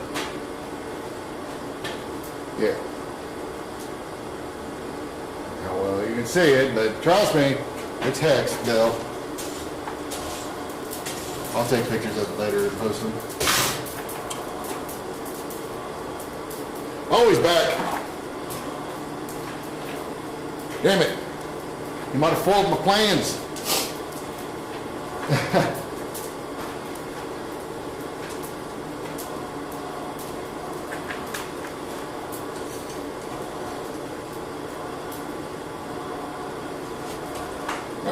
I'm just trying to clean this up a little bit. That's all I'm doing now.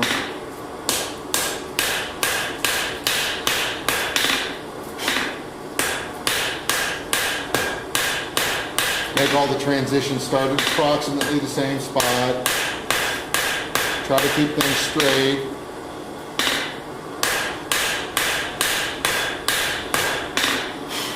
They're not, they're straight.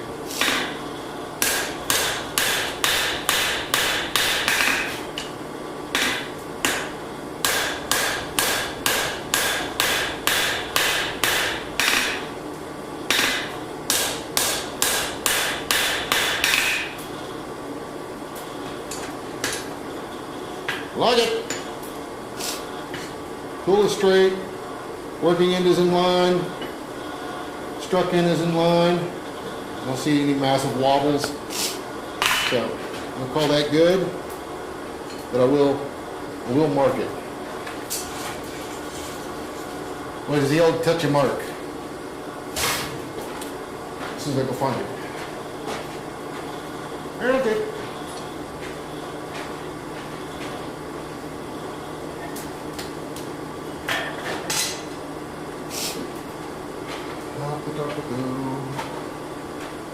Alright, that would be handy as a tone clip, but I make some.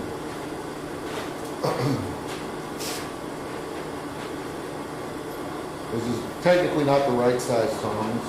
They're a little small. So getting this tongue clip on there might be a little troublesome. We'll see. Oh no, I got this. Okay.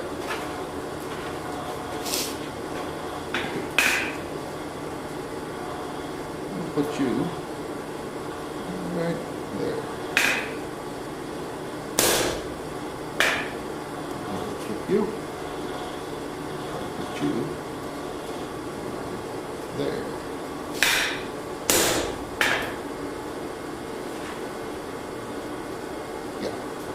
Yep. I like it.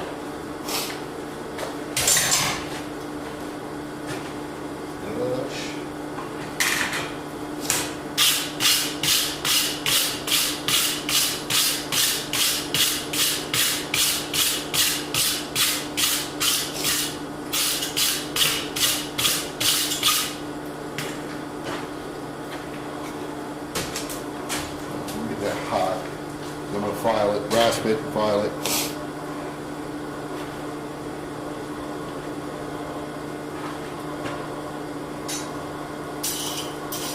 I don't know, Bill, about, well, I have Paul's on, he can answer this. I don't know if they're still doing their Saturday beginners class or not, so we can't make it. Likely that's why, and or, here's a busy man, and does busy things.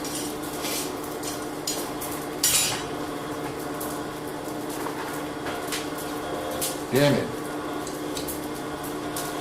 So you're saying, I'm not going to be able to sign you up for shit. There's this Bill's tool that he had made, and I got it in a iron in a hat, and it holds round stock. It's sparkly in the vise, really nice. Let me turn this down. I gotta be mindful where I'm sending these shavings and a bunch of gear directly in front of me.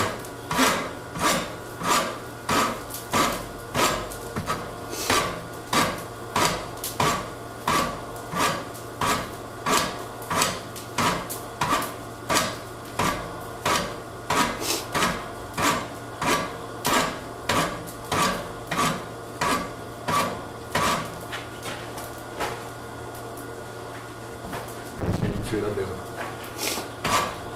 I doubt that you can even see what I'm doing here, but a lot more likely to see what I'm doing.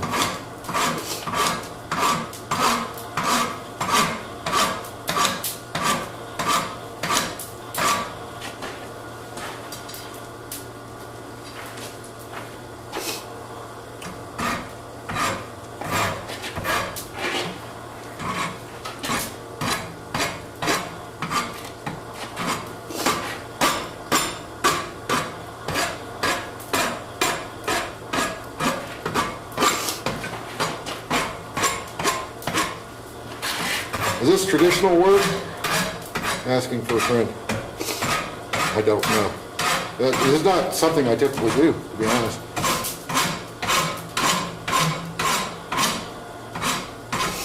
I would normally just take this over to the grinder.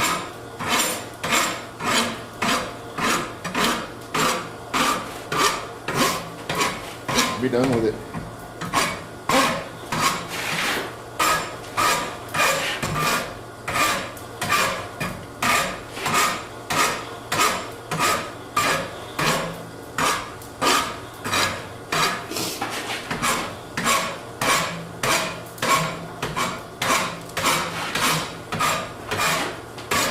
like it very round, struck in. I want it domed a little bit, but I don't want too much. The hammer tends to skate off of it if you don't hit it squarely.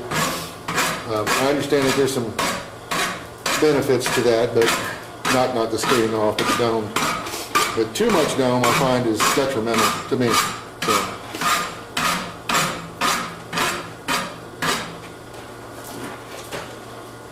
So I prefer to just work back the corner there a little bit. That looks pretty good.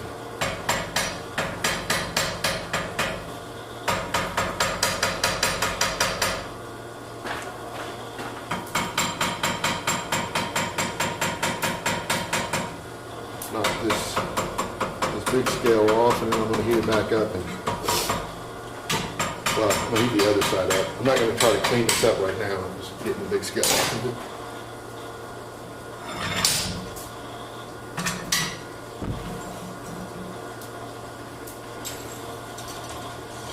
But now I need to file this side. I don't think I have a whole lot to take off there, which is fine. What did I mention? That's a dang nice vice insert you have there. Yeah. You like that? I like that. Got that in one of them there ironing hats. Rumor has it the guy that does it, he'll put a hex on you. But yeah, that thing works great. It's one of those things that I've known about. Bill showed me that a long time ago. And I've always meant to make one and just never got around to it. And then one day I got it in the ironing hat and I was like, hell yeah, now I don't have to make that thing. It's very simple though, they're very simple to make. I mean, it's just a couple pieces of square bar cut in half and stood up, basically. One piece of angle iron, a couple tabs to keep it from falling through. Handy dandy. It's quite handy. I'd like to make a bigger one, to be honest, for some bigger stuff to put on my bigger vise. Okay, that's about all the more heat I want to put into that for this process. Yeah, it stands it up nice and straight, mostly. I mean, it doesn't. I don't need it perfectly straight. I can just pay attention to what I'm doing.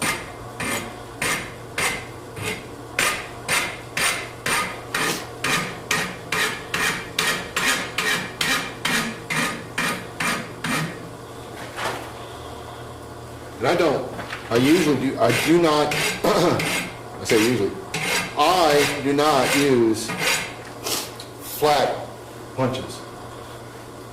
I don't really care for them. I've used them and they work. I'm not saying they don't work.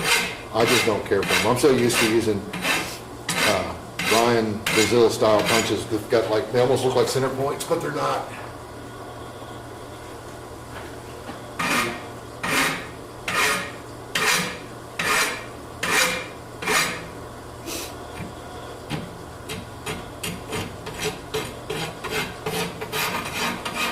Trying to round this up a little bit better.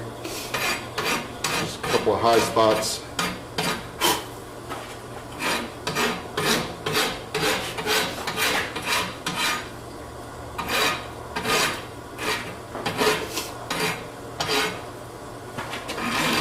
It's amazing how easy this stuff files.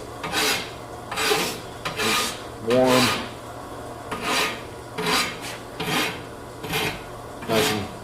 Nice and hot. I mean, this rasp is a fairly new rasp. So it cuts really good.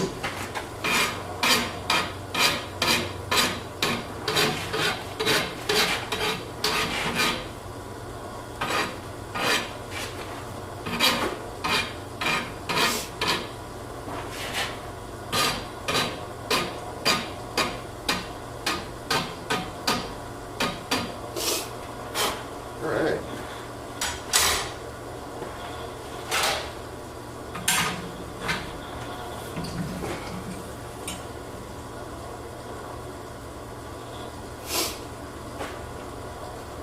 So, still a little high, but I can file that by hand or sand it down by hand later, but it's nice, mostly round, mostly.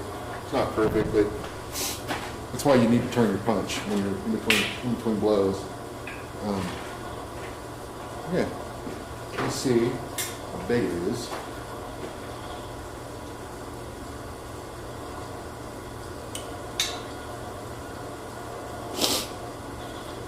Ah, get up there. It's right at a 1/4 inch. Super duper. It's almost like I planned it. Almost like I planned it. Yeah, I like the shootouts to keep it from falling. That's a handy little piece of kit right there. Yeah, I like that thing, and you know, it's funny. How many people, I mean, I wasn't the first person to win in the iron and hat, and how many people were grabbing some dumb stuff. It's like, you guys don't know what good tools are. Bunch of dummies. So I'm going to put this in my fire. It is new coil spring, but I've been beating on it. So, good to relieve those stresses. Just cycling it. As the knife guys would say, normalizing. That's good to give it a couple cycles. You know, bring it up to a critical heat temperature. Doesn't need to be yellow. Just slight, you know, just past, you know, right at non-magnetic is fine. And then let it cool down, and then do that one more time. You do it 3 times. For me, I find, at least for this stuff, 2 times is always serves me well. If it comes off a vehicle, I would probably do it 3 times just to be safe. Probably even if you had a heat treat oven, I would probably fully anneal it, let it, you know, take it up to critical, and then lower it, bring it down super slow over the course of like 10 hours or so. You know, just set it up at night, and then when you come out in the morning, it'll be good to go. Conduit is all done and ready for the wire. Food.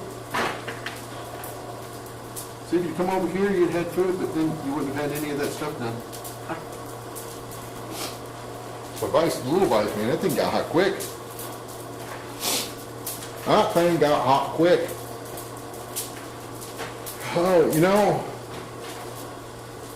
I was looking at some cinema grade cameras. Prosumer grade, I guess is what they would be considered. And they're not like, they're expensive, but they're not prohibitively expensive. They're not like, you know, $10,000 cameras, which a lot of the cinema cameras are like way over that. I mean, I saw one the other day. It was like a $60,000 camera. I was like, geez, it's crazy. And they put it on a drone. Put it on a drone. But anyway, they've got those type cameras. They have what they call I think it's a tally light, and when it's on that camera, that tally light lights up, so you know which camera is running. Is you know, the main camera. And I used to think, well, that's kind of a silly thing. I mean, I understand it in, like, you know, television shows and movies. That I understand it from that standpoint. Movies maybe not even so much, because they're not having to. They're generally, you know, they're putting the cameras where they want them. But for shows, I guess I could see it for streaming now too. But it's nice to be able to go, because then you can look, and then you know, okay, I'm on this camera, or I'm on this camera. Sometimes I forget when I switch. I have to look down at a control panel to be able to see it. So it's not always, I don't know, convenient.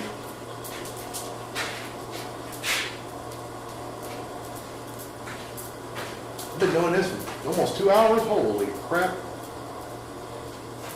I ain't done nothing. But, you know, the thing is, like, I can make a punch relatively quickly. It ain't going to be pretty. And I wanted this to look good, you know. I wanted it to look good. Hey, these thumbs will have to do. Get out there. So, I brought that up to heat. I might brush it, but outside of that, I'm just going to let it cool down. Where'd my brush go? Why did I take it over here? Dummy. Just gonna brush it down. I'll let it cool off on its own. And then I'll do that again. But I want as much of the scale off as I can get. When I put a finish on it, I want that finish to look good.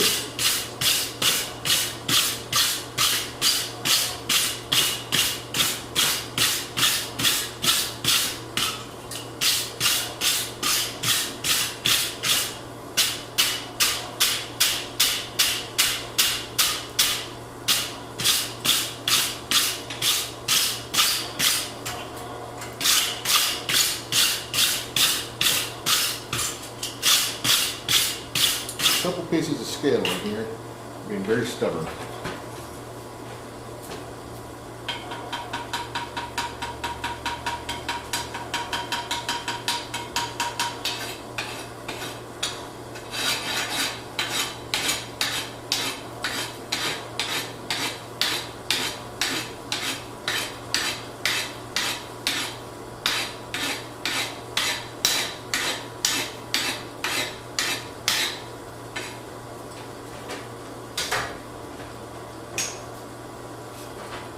Yeah, I'm happy with that.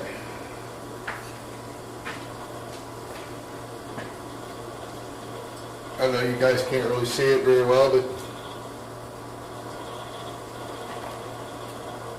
Leopard LW. I'm assuming that's leather work. Yeah, man. But it's a simple tool. I hexed the back end. It's a little smaller than I would prefer. That's because I wasn't paying attention and for whatever reason started octagoning up my hex, and then I had to fix that. So a little smaller than I would prefer, but it's still a usable tool. Plenty functional. Get some of that scale off of the back end, but yeah, I dig it. I dig it indeed. Put my touch mark on it. It's a 1/4 inch round punch, flat round punch. Like I said, I don't typically use flat bottom punches. That's just not my thing. If you're doing something really thin, it makes sense to use them flat, I think, for me. But anytime you're exceeding like a 1/4 inch material, I prefer a punch that's it's got a very, very shallow taper on a very small point. It almost looks like a center point, but it's not. Or a center punch, but it's not a center punch. I can't tell you how many times people grab one of those out of my thing and use it as a center punch. But it does it's very similar.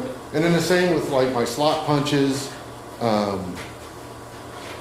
square punches.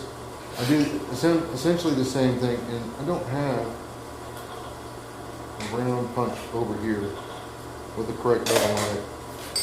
I don't think. Maybe dig out my tools. Well, this one had it, but it got flattened. I was being impatient. But like this slot punch here, it's got a bevel. It's almost like a chisel, but it's very, very, it's almost flat, but it's not. And I prefer these personally. And then if you're going through like square bar, it'd be very similar, except it's more like a V-bit, kind of like a hammer tongue, just smaller. Which I do not have one of those over here either. I need to gather up my damn tools before next week, because I got to go somewhere next week, and I'm going to need them. Okay, so that's pretty much cooled down. I mean, it's not cold to the touch. But I'm going to go ahead and heat it back up one more time.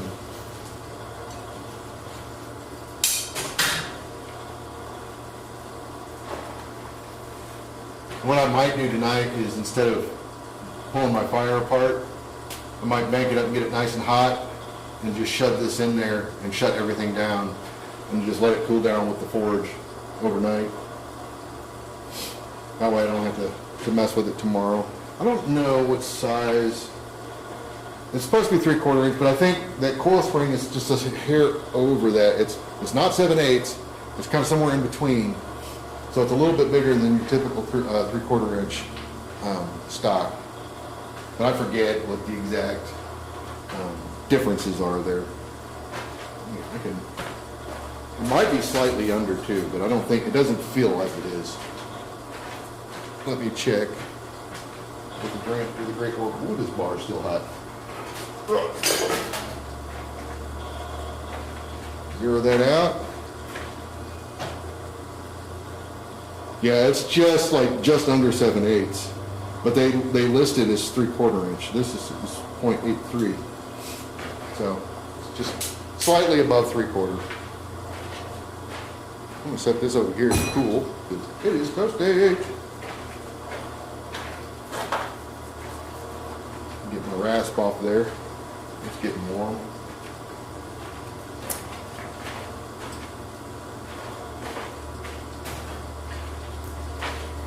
Oh, damn it. I was supposed to do the candlestick holder challenge. I'm not going to do that tonight. I will do that next week, I think. I did the test piece. I wouldn't mind doing another test piece, to be honest. I've done a couple of test pieces, so I think did 2 so far.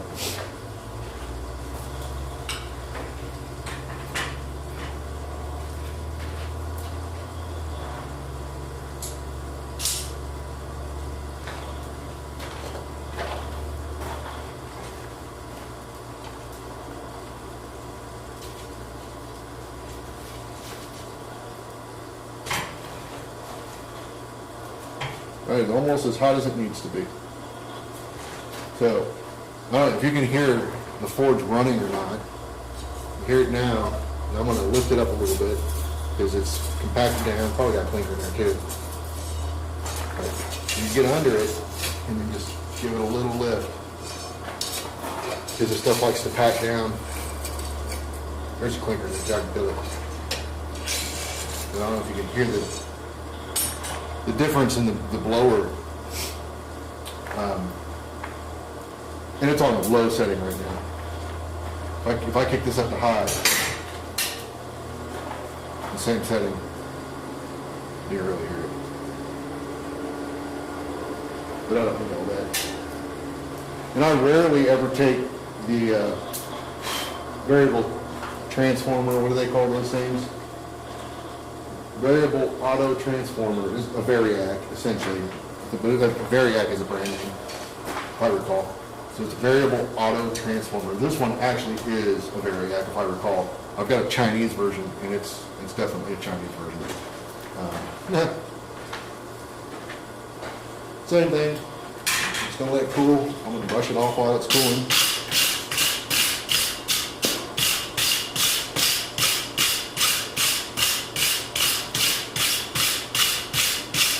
If I see any scale on there that's being stubborn about coming off, I'll do the same thing. I'll just tap it with a rasp or something.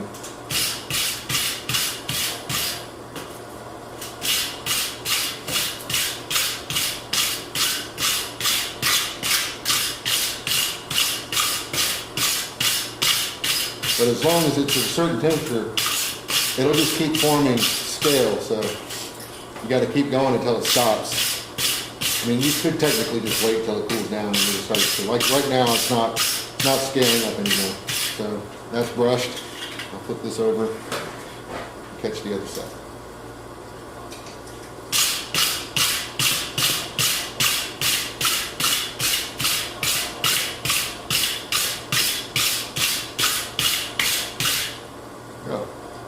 It's pretty good. I like it.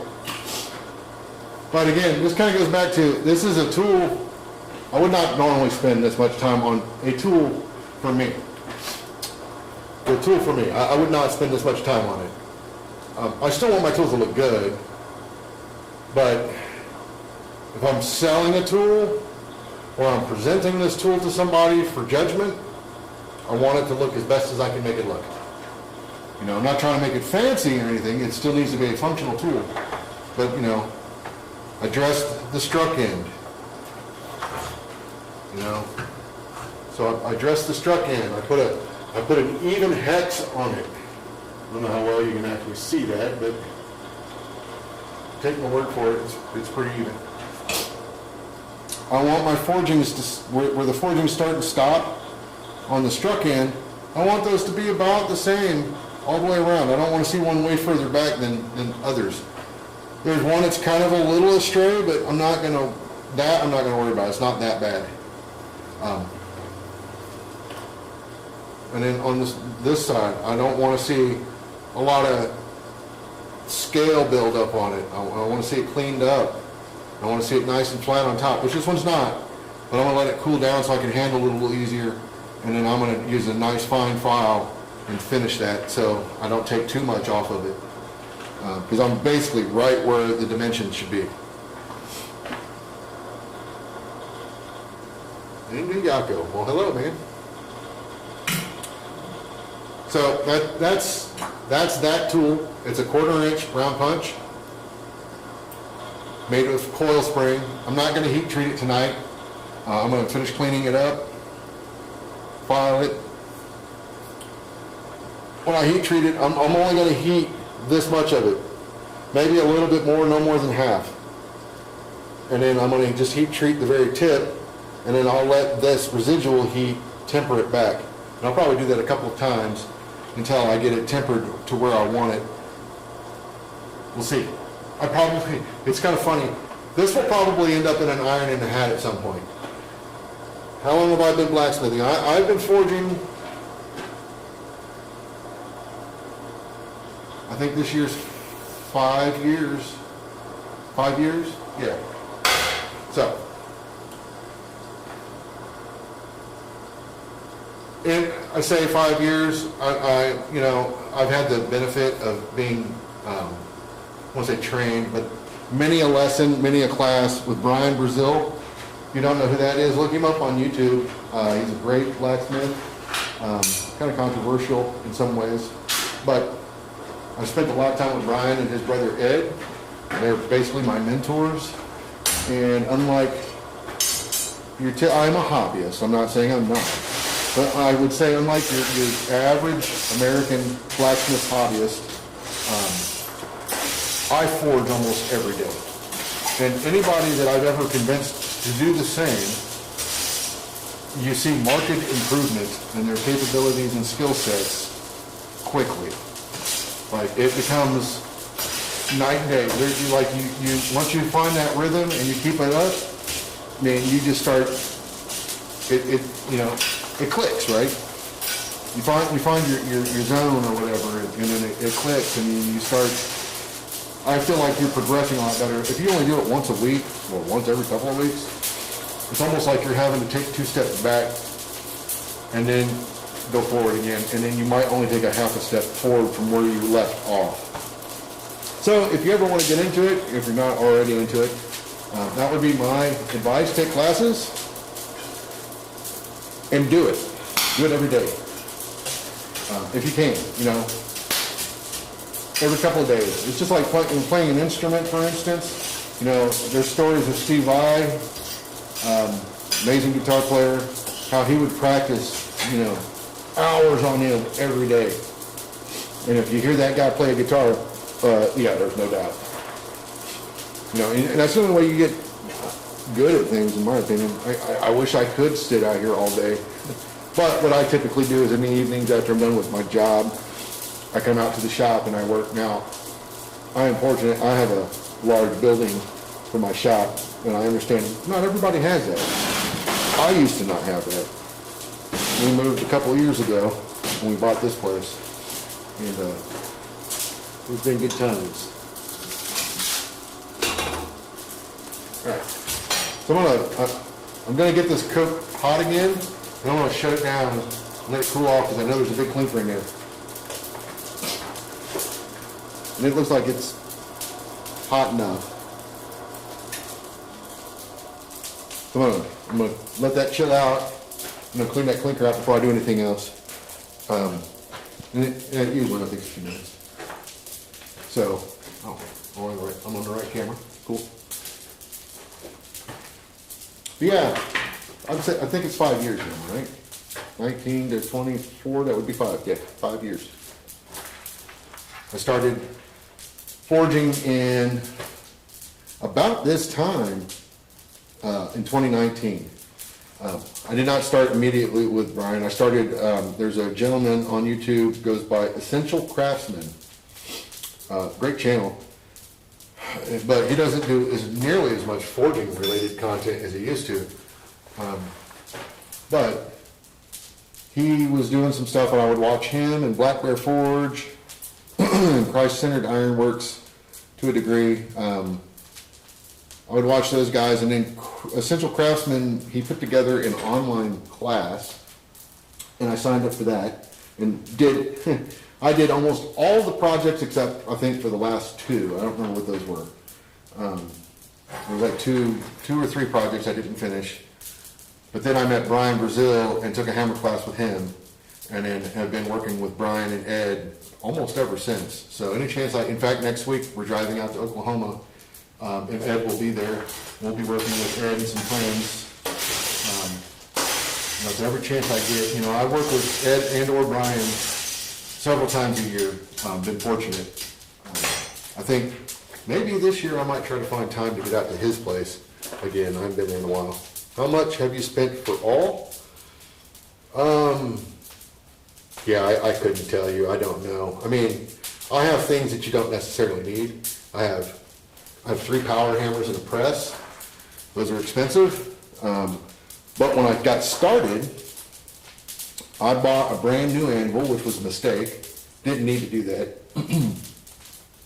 But I lived in the suburbs and I didn't really know people. So, I mean, it is what it is. So I think on the anvil I spent, I want to say it was $600, and then it was about $100 in shipping. So about $700 for my anvil. And then I bought a gas forge, which was about $200. And then a hammer I bought for like $20, $30. So you can do it much cheaper than what I started with. You can, I mean, look on YouTube and look for Black Bear Forge. He does a whole series on, I think, setting up a shop for under $500. Take it easy, man. Thanks for hanging out. What was that? That was Daniel. Right on, man. So yeah, you can do it on the cheap too. You can make your own forge. There's videos out there of making what they call just a box of dirt forge, and those work. I've seen them work. You can make your own gas forge. There's plenty of tutorials on how to do that. You can make those relatively inexpensively.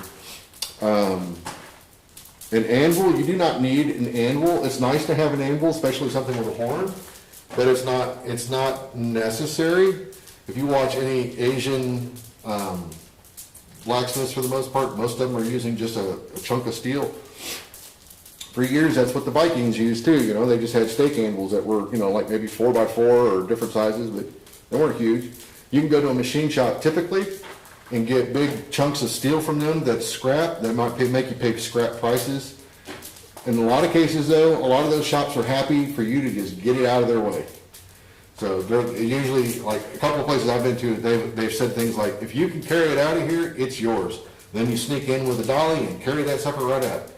I've got a big block, I don't know, I'd say every bit 12 inches long, probably 10 inches tall, and about 3 inches wide. I mean, it's a big chunk, and I got it for free at a machine shop. I haven't done anything with it, but you can use that as an anvil. And then all you gotta do, get a stump or something. I don't care for the stumps, but they're relatively cheap and or free. So you get a stump and mount that onto a stump. You're off to the races, And then from there you can just build as you go. I don't know where you're from, but in this country we pay into a 401k, which is like a retirement plan.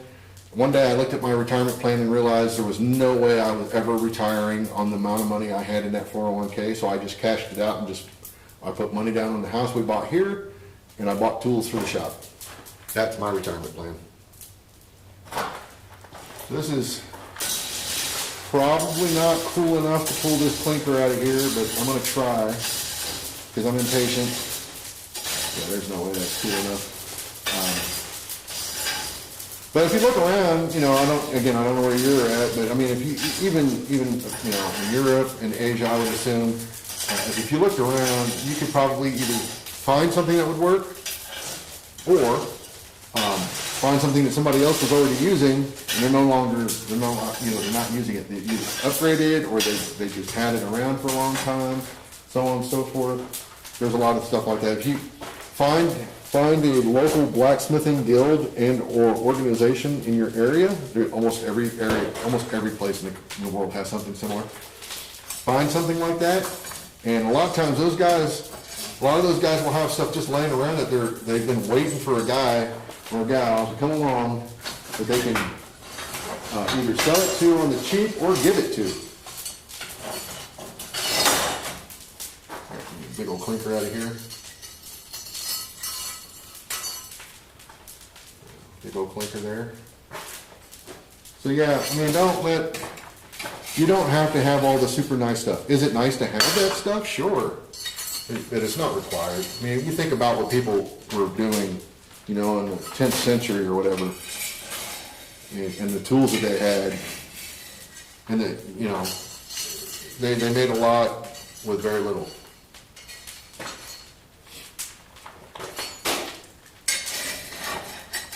And a lot of times, that's one of the things people forget. It wasn't that they didn't have the capabilities. I think really they did. I think the difference is like a lot of those people moved around quite a bit.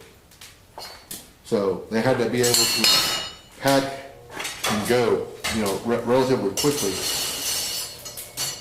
So a lot of those tools weren't massive. They don't need to be massive. I think that's one of the things a lot of people make a mistake on. You know, they think they need a 600-pound anvil. You don't need a 600-pound anvil. You don't. This piece of steel here that I'm using for an anvil, it's mild steel, by the way. This is mild steel that I just forged a piece of coil spring on. And there's no dings or anything in it from that. Mild steel, and it weighs maybe 65 pounds. But it's keyed. I can take this anvil off of this, and it's my striking anvil underneath. That weighs, I don't know, maybe 200 pounds. And then on top of that, there's a concrete pad underneath of it that it is anchored to. So total mass, it's probably close to 1,000 pounds. So but if you anchor your anvil properly on a pad, that will greatly improve the mass under the hammer, reduce movement, so on and so forth. You don't, you know, and you can do that relatively cheaply. You can fabricate something like this really cheaply, cobble it together.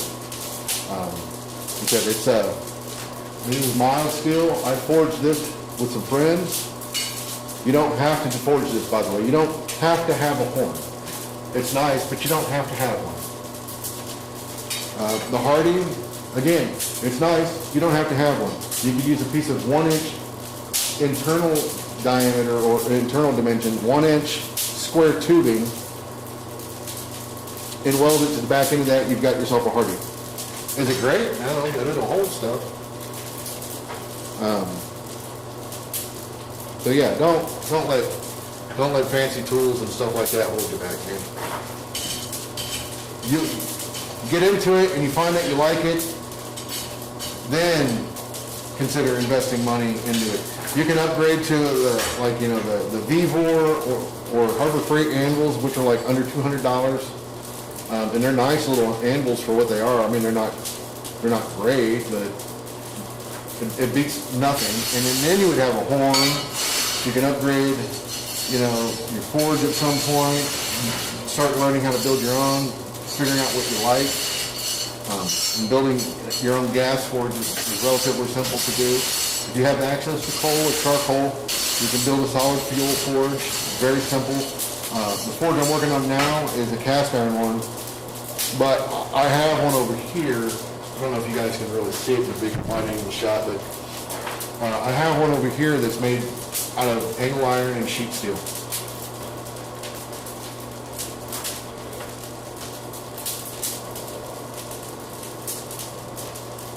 Well, I mean, that's too bad, but your dad might also understand that he might not be a teacher, right? So it does take a special type of person to be able to efficiently teach somebody how to do something. Not just because you're great at something doesn't mean you're going to be a good teacher. I will tell you that right now. One of my mentors is an amazing blacksmith. He's not the greatest teacher. I'm able to learn from him because I understand now a lot of the things that, he's showing. So it makes sense when I see it, and I'm like, oh, okay. But, if you're a complete beginner, you don't know what you're looking at. He struggles with articulating some of those things. So that could be why. Maybe he doesn't, maybe he's worried that he'll try to make money at it, and he's like, you won't make any money doing this. I want you to do something. But yeah, I get it. You want to do things with your hands. Maybe you start teaching yourself via YouTube or whatever, or finding somebody, and then once he sees that you're serious about it, maybe he will be like, okay, let me show you what you're doing. Show you how to do it. I don't know. I didn't have the greatest relationship with my dad in that regard, so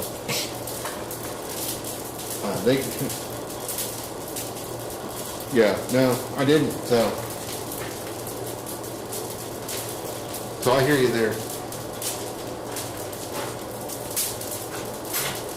All right. So I'm gonna let this get hot. I'm gonna let this bring itself up to temp. Meanwhile, I am gonna go.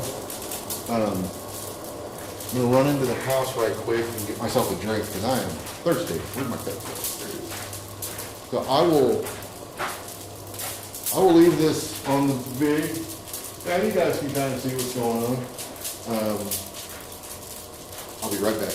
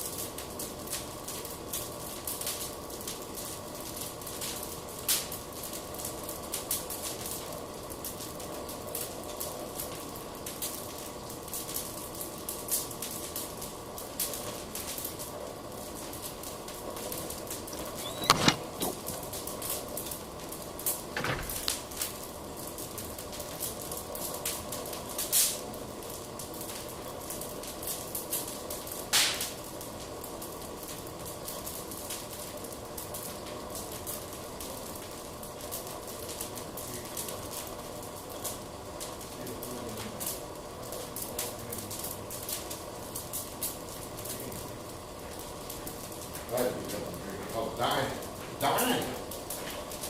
But now, all right, that should be good to go. Fire is back up. Spilling water all over myself because I have a drinking problem, as you can see.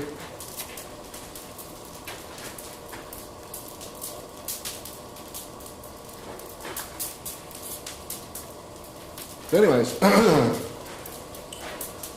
there was an S-hook that needed to be forged, and I started to do one the other day, and then realized I didn't really know what the requirements for the S-hook were, So I stopped.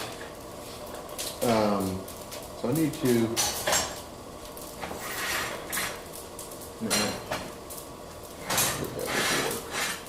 So I'm just gonna go ahead and forge.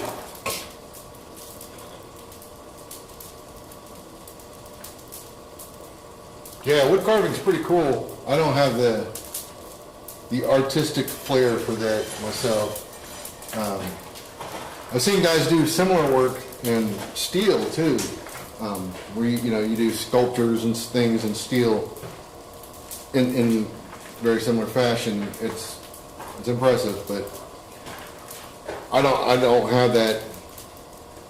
I'm more of a auditory artist, if you will. I play in a band too, so most of my creativity in that realm really goes into the riff. I'm all about the riff, man. So I need to make a mark on this at 8 inches. It's supposed to be 8 inches of material for your S-hook. The ends terminated however you wish, with a 1 inch internal diameter for the hook side. So that is what I'm going to do. But I need to mark my 8 inches first. If I can find, oh, there it is. Provided I can find the magic measuring stick. 8 inches. That 8? Yeah, that's 8. So I'll measure this out, mark my piece. Make sure I've got tongs that will hold said piece, which I'm pretty sure I brought out earlier. Yeah. Yeah. Those will do it. Now I'm gonna make this silly S-hook. I don't know, what, 2 hours and 25 minutes. Let's see if I can do it before. I've been doing this for 3 freaking hours. I only made 2 things. When I'm doing the Abana stuff though, I stress, take your time. What's the rush? Why are you rushing? There's no reason to. So that's 8 inches right there. I have nowhere to put this thing. That is 8 inches. What I'll do is I'll mark that all the way around, but I won't cut it off. Because I can forge out one side without you having to use tongs. It just goes a little quicker. Well, okay, so as far as clay goes, if you get plasticine clay, number 2, I think it is, that forges. I mean, it moves very much like you're forging, so you could even use that to practice forging as well as wood carving, I would suspect. You can get yourself a really, if you have access to a 3D printer, there are people with files, STL files for hammers. You make a plastic hammer, and you can even 3D print yourself a little plastic anvil to work on. And clay does move a lot like steel does. There's a couple of things that it doesn't do, but for the most part, it's really cool. A lot of times when I have a stupid idea in my head, I'll use a piece of clay and see what I need to do to get to that stupid idea. Sometimes that works out well, and sometimes the clay says, hey dude, no, what you doing? That ain't gonna work. So I can see where my mark is because it's bent, which tells me I did not hit that very good. I'm gonna come back over here and just mark it. I'm gonna go around. And then I'm gonna double check this measurement because I'm not 100% certain it is 8 inches. We'll see. I have it set to 8 inches. It is. Okay. This is while we check. So I'm not, that's all I did was mark it. I doubt you can see it, but I'll try to straighten this up.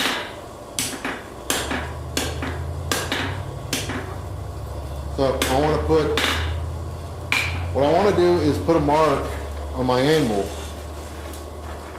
to draw out the amount of material that I want to use for the hook end.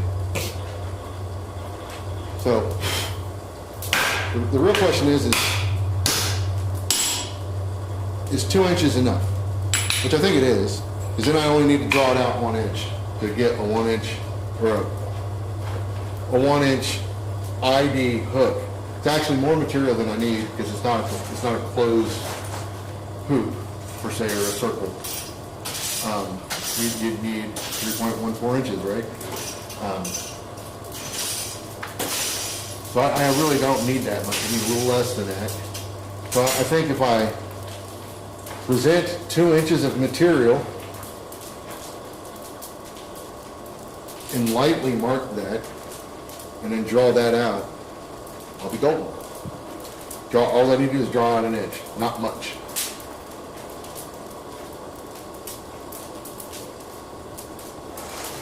So it's hot. Well, it was. Click on this. It's hot. I'm going to come over here. So I know because of the way I have this cut, I need to add a little extra. And I'm going to drop this down. And it gives me a little mark. Very faint mark. I didn't want to take it too much. But that's my 2 inches. So now I want to draw a 1 inch taper off of that 2 inch.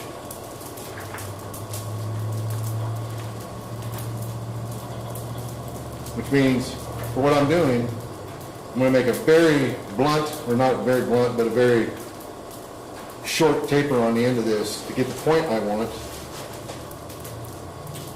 And then I'll draw out to it. And I think that's all I really need to do for the S-hook.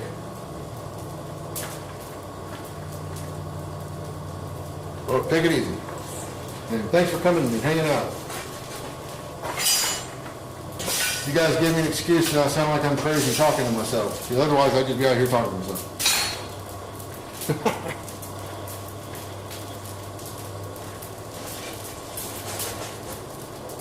I'm going to get that nice and toasty. I'm going to get my gloves back. I'm going to find my drink. Oh, there it is.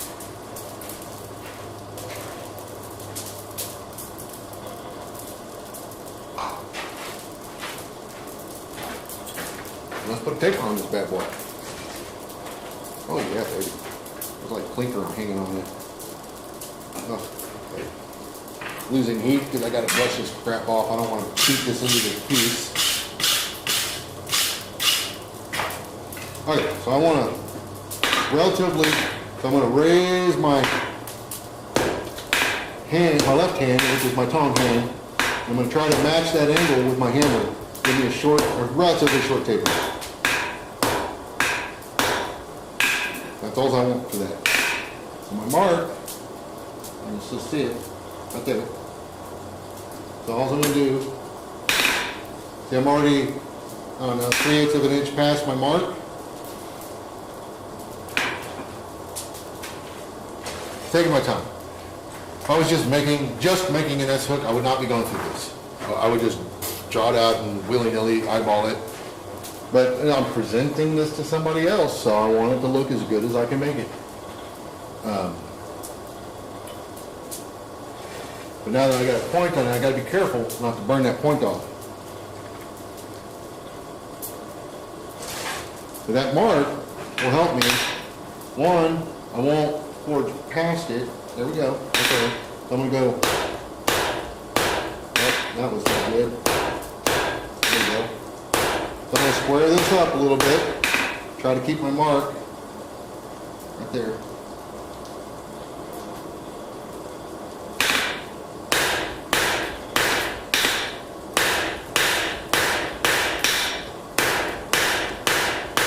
Okay, so I know that's what I need to work on.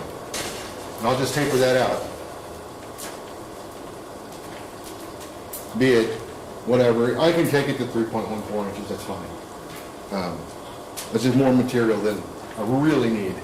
But any excess material I can just roll up on the pigtail end.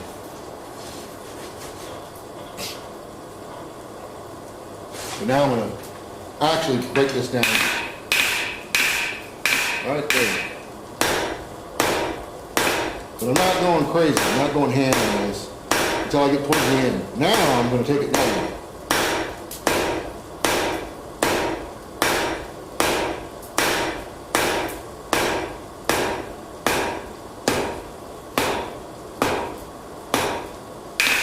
Where am I?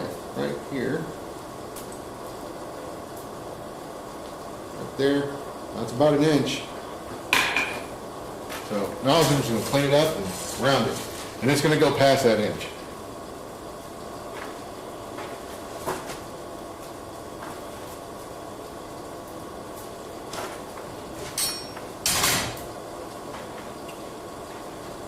There's other things you could have calculated exactly how much you needed to take. I ain't about that though. Rod don't roll that way. Nice thing though is one more. I went out today and filled up my big clinch tank, so I can pull these bars off now.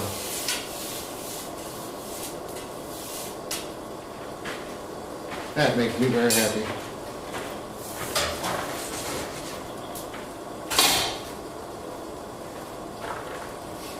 But yeah, I'll do the same thing on the other side. Bring it down. 2:34. And I am not rushing. I'm just trying to get done before the 3-hour mark. I'll need to think about, this is approximately 1 inch. I measured it last time. See, make sure it fits in my Hardy. That's what I used to get my bend right to where I wanted it. All right. Now I'm essentially just cleaning up now.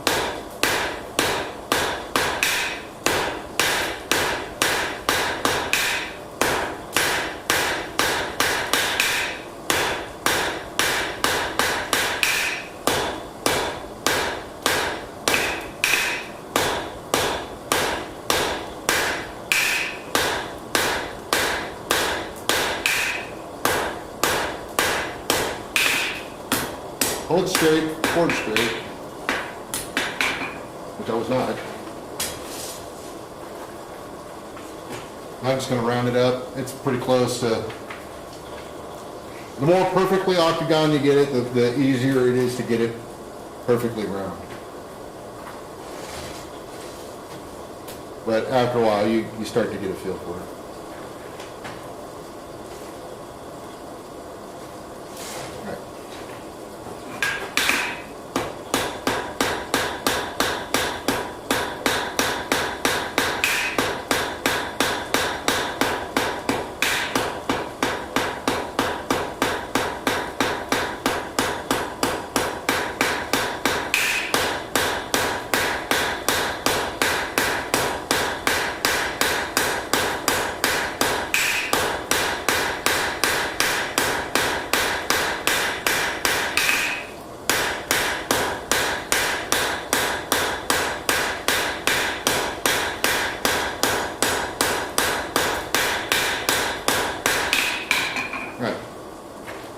That could be fine. I want to take one more pass to round it up, clean it up, and then I'll be done with it. But that under most any others, there's really nothing wrong with where it's at. I like to get mine as clean as I possibly can. I get myself into trouble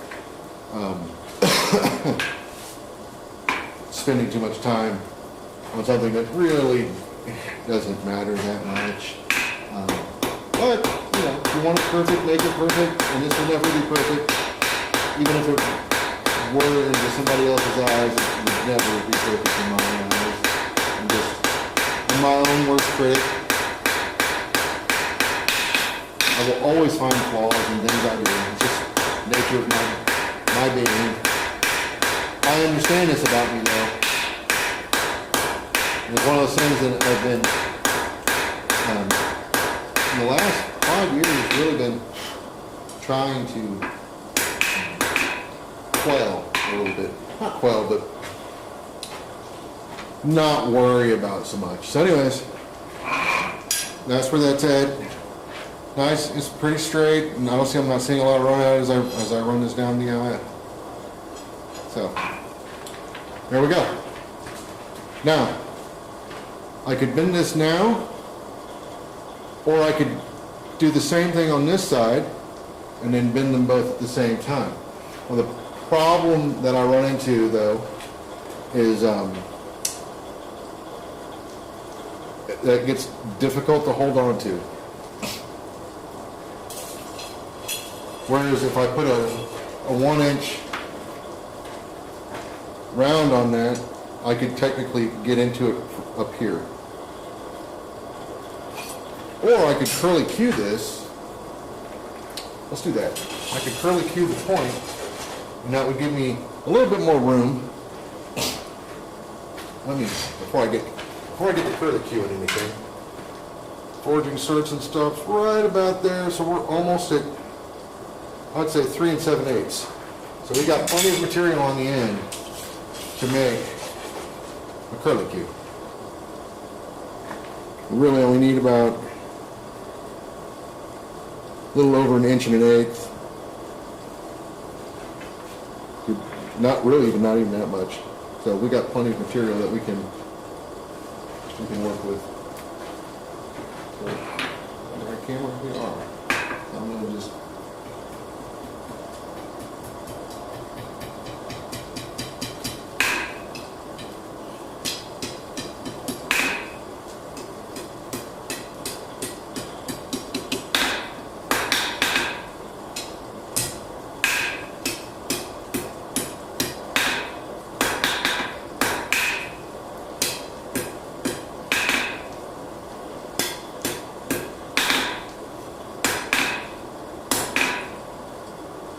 get that centered. It's a lot easier to do it now than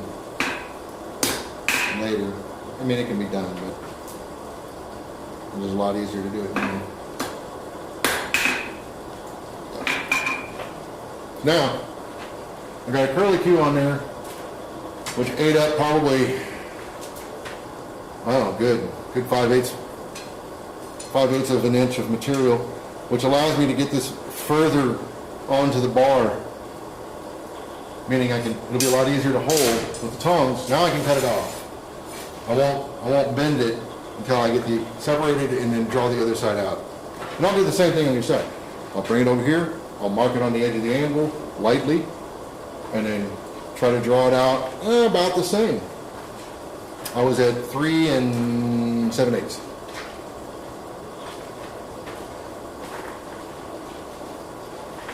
How much time do I got now? I don't have to stop at any given time. I am trying to make it a point to not go past 5 hours anymore. I've had a bad habit of doing that. I'm going to get myself a smoke.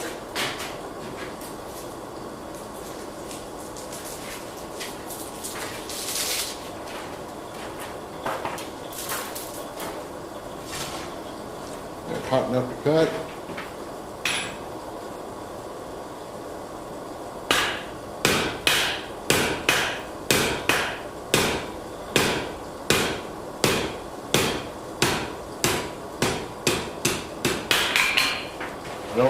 I try not to cut all the way through.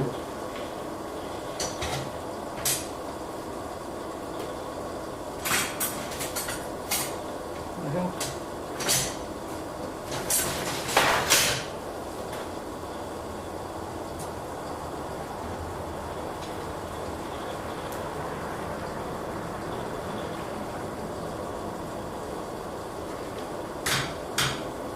There we go with that.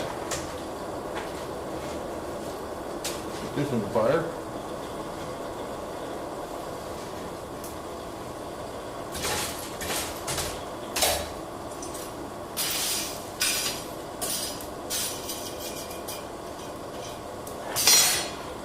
I didn't get my smoke fired up. Want my smoke? Make sure I got the microphone still going. Okay.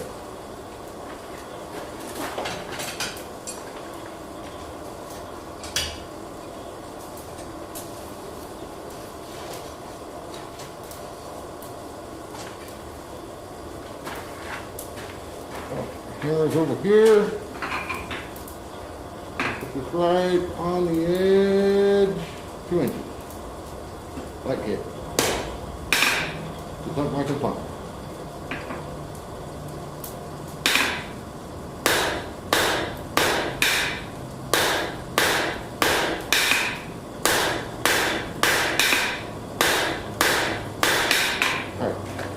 And then that's just, I do that, so I know that's what I'm working on, and not to go beyond that. If I can help it. I don't even know if there's anybody actually still watching, but I need to make this thing, so I don't care. And get my cigar lighter. Boom.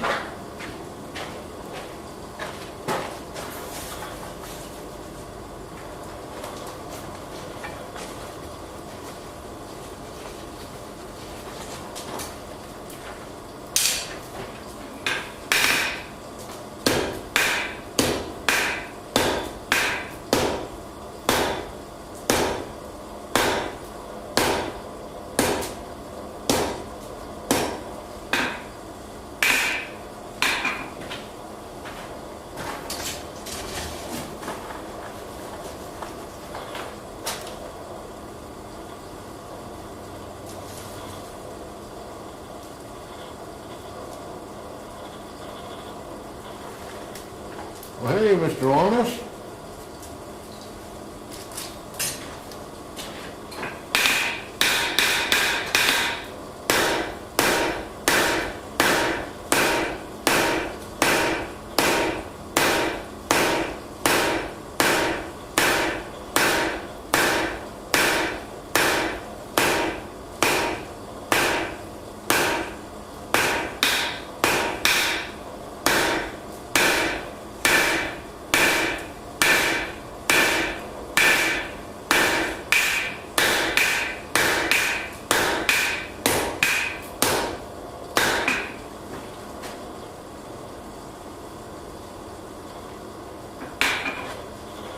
Three and 7/8.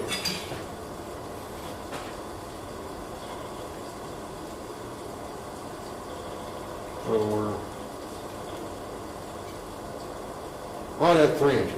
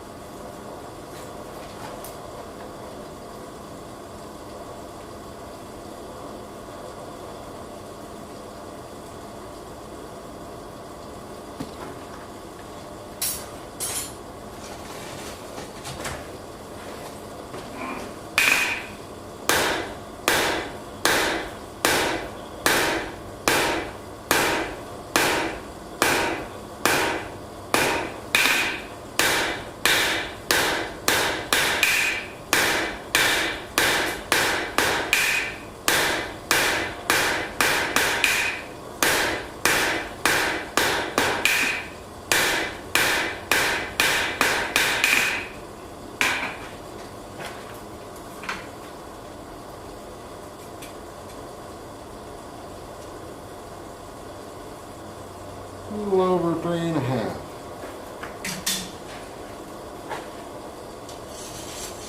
I think it'll get there. We'll round it up.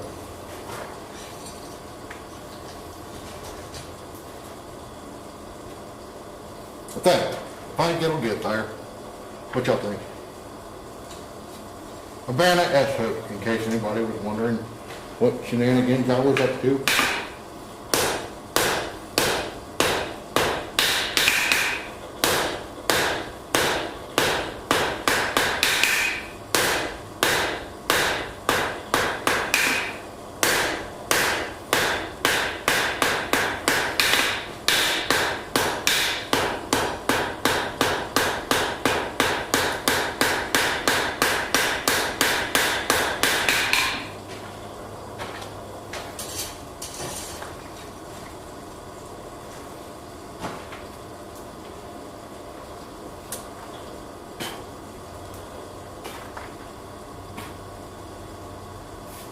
I did go actually read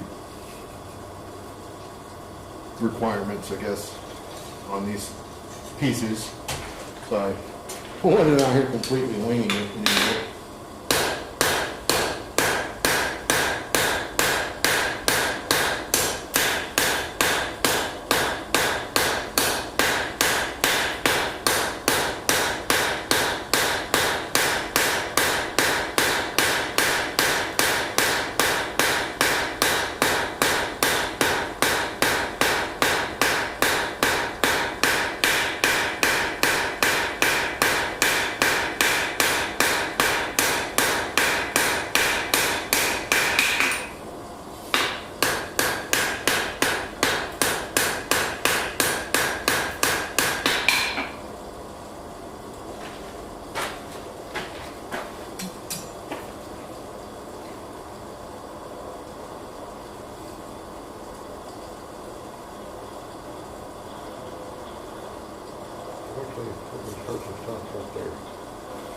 Right.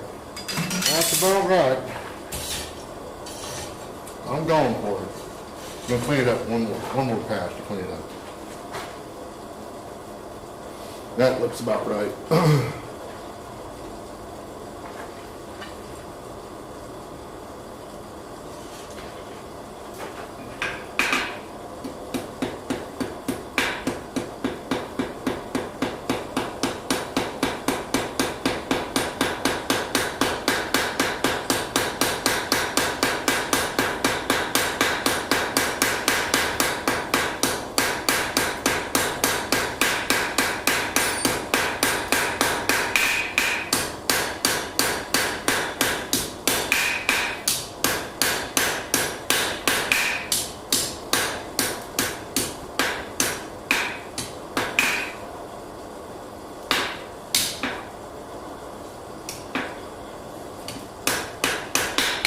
Okay, let's put a curlicue on you.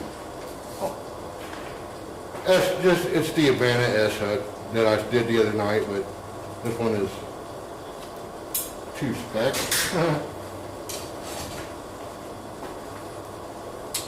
You don't even have to put the curlicues on the ends of these. This is to terminate however. They just want you to make an S hook. Okay.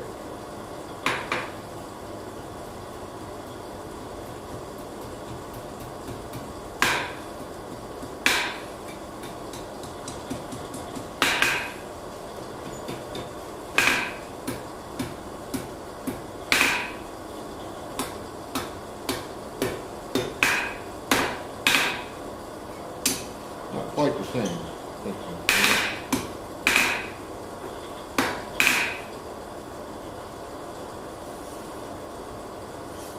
Alright. Now if I could do this without burning it off, that'd be handy dandy.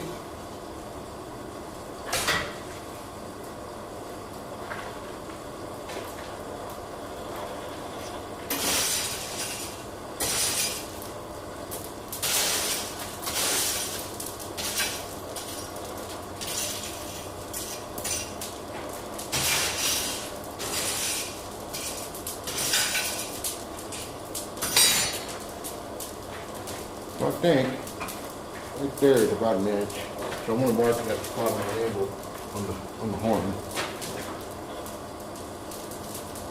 Just so I know. And I can take it a little slower from there.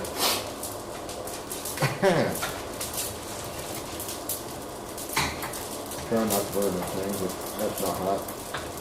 That ain't hot. Get out of here.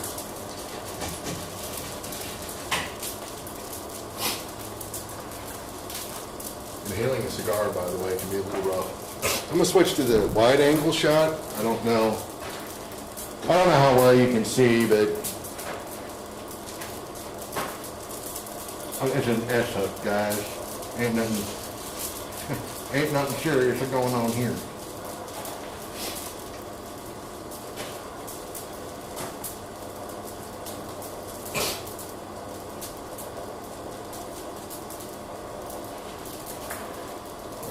Punch this curlicue off.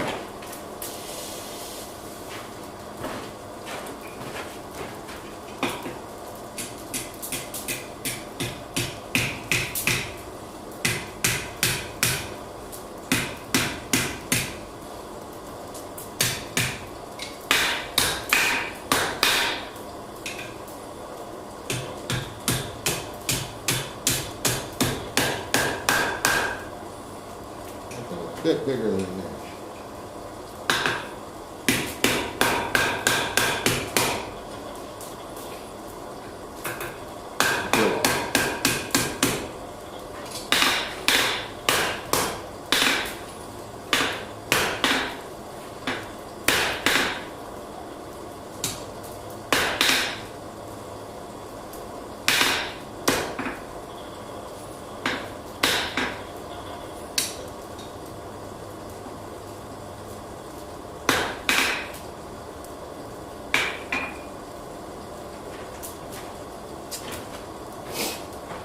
I know it's bigger than an inch, but curious how much bigger. Inch and a quarter. There.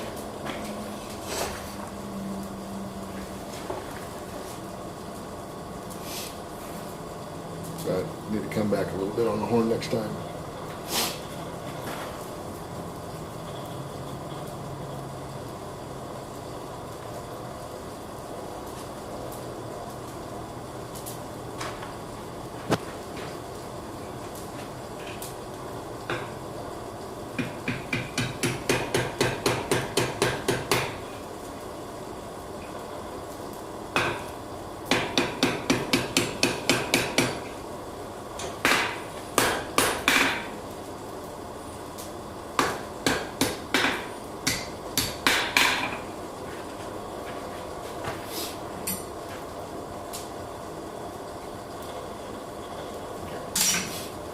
Better, I just want to open it up a little bit. I don't like the way it looks. I don't, I really should sit down one day and just do S-hooks, because I feel like I suck at them. The only way I'm ever going to get better is by doing them.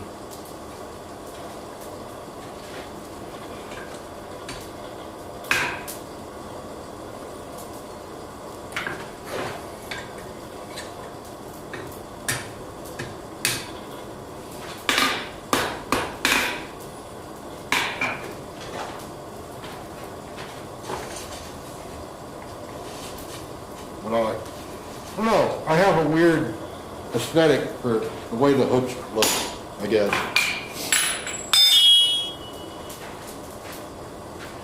Do with that drill.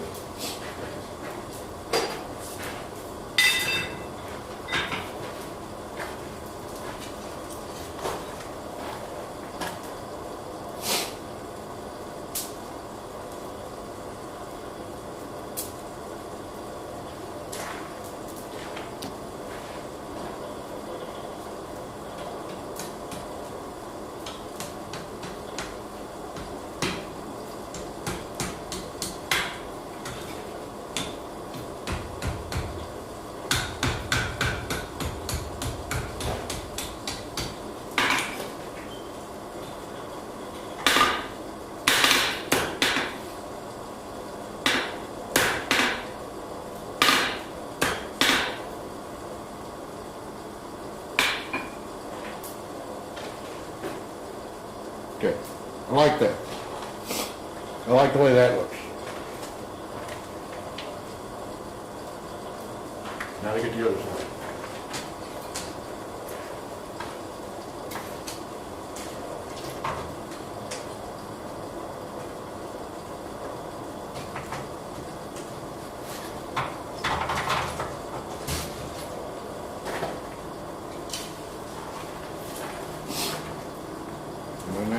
I need to twist this thing around a little bit. It's not quite in line. I want to do that first. I'll probably still have to correct it. But I can get it close right now.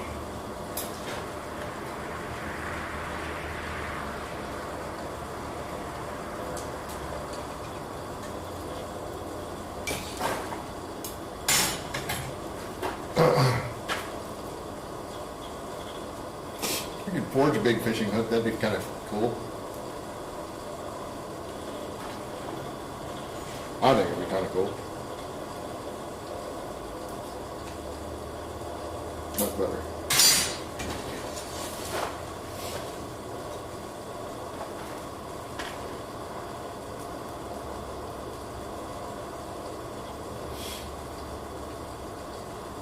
about the jig thing. I wouldn't count the drift as a jig, but I don't know. I have one. I don't think it's 1 inch though. I made one once, a long time ago, and I didn't think about making it like adjustable. So it's kind of big.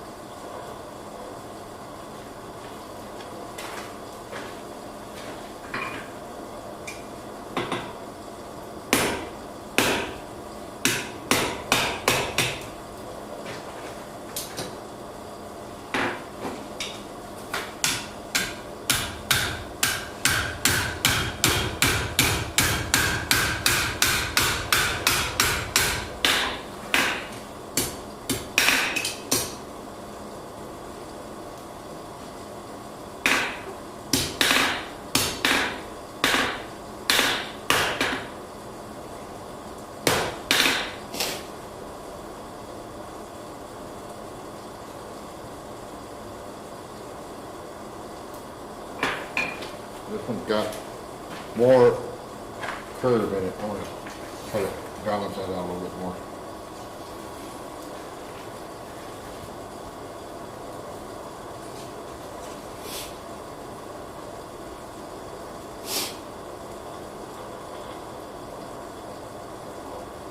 They don't, like in the details document, they don't state, there's a lot of things they don't state that I really think they should. You know, just like, assumption is the mother of all fuck-ups.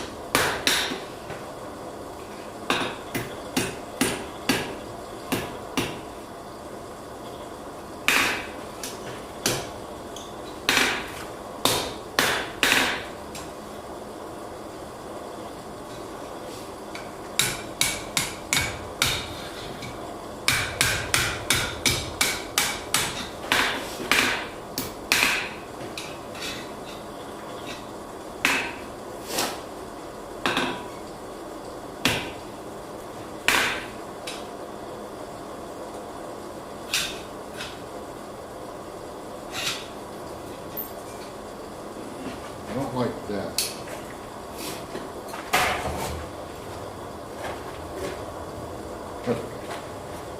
It'll S-hook. I do need to twist it though, because it got a little out of alignment.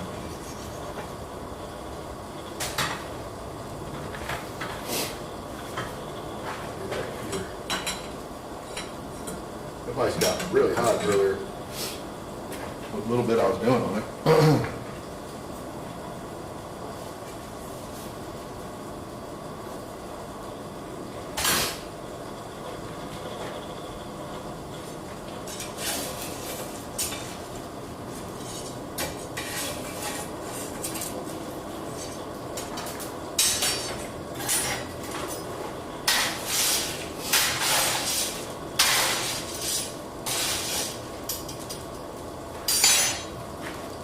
Yankee Poo, where are you? There you are.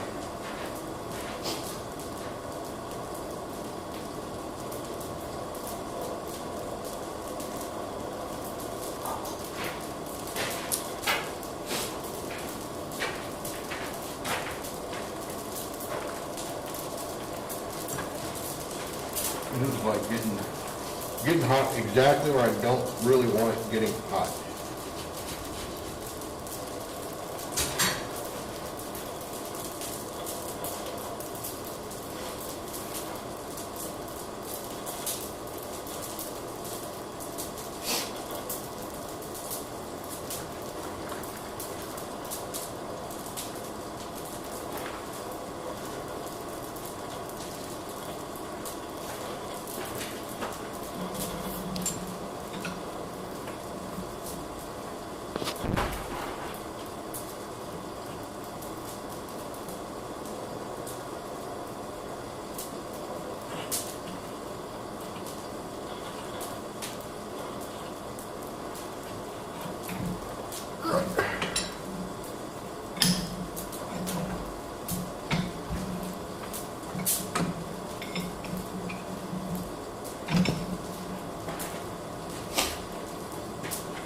That's not quite in line.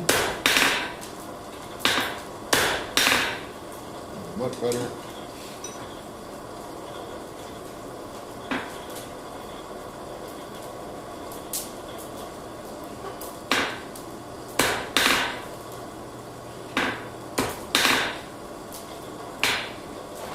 All right. S-hook. Check.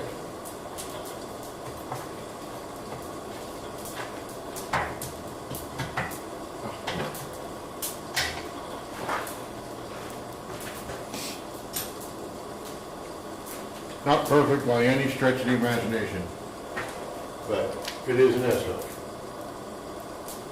You have to put your, I fuss over the dumbest things.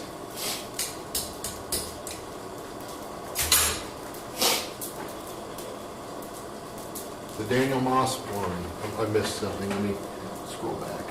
Did you take a crack at the candle holder yet? Yes, I did. I didn't do the challenge, I just did a couple of test runs at it. Where is that thing? You would ask about something that I probably have. Oh, there it is, right there. So, I don't know if I turn this light a little bit. That helps. But that's it.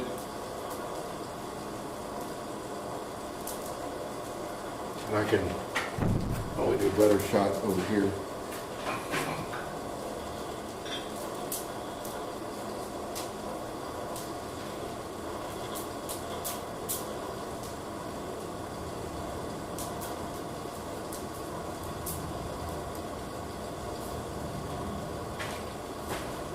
I don't know how well you can see that. I did do it, and it's not bad, but I'm not overly happy with it.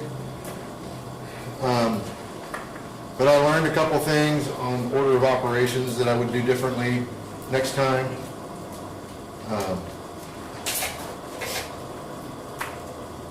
And then the dimensions on the page as shown, they're not quite right. I don't know that it's not that they're right, it's just the way, unless you know. Like the first one I did, I thought the internal diameter was supposed to be 7/8, and I was like, man, when I drew that out, I was like, there's no way. This is getting way too thin to be, usable. But it's 7/8 outside diameter, 3/4 inch inside diameter, which makes more sense. So on that one, that's what I did. I didn't think of that. I just thought, I'm just going to make it this and see what happens, see if it looks bright. And it came out much better. Then I was talking to Jennifer Petrella, and she had mentioned that as well. And I was like, okay, cool. I feel better about that now.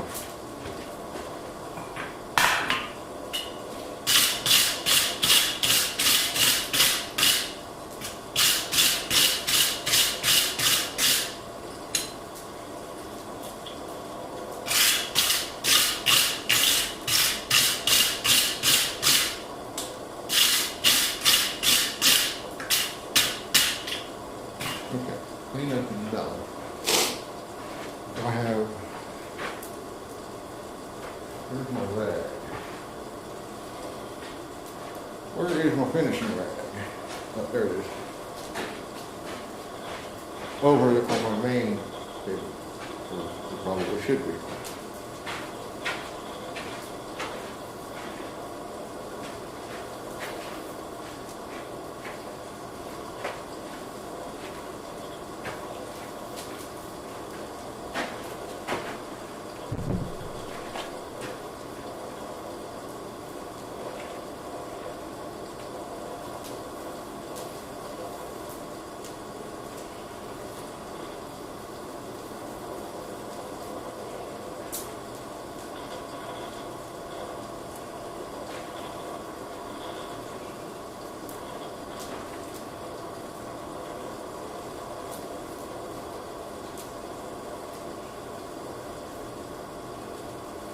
Hey, hey.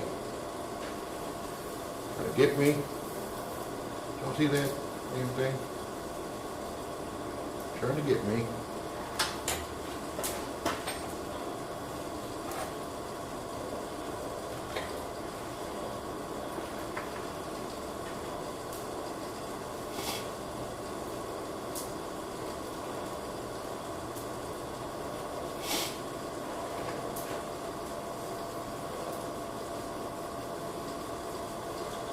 But I'll try to do the challenge part of it, maybe next week. It might be a little rough next week because I'm going out of town.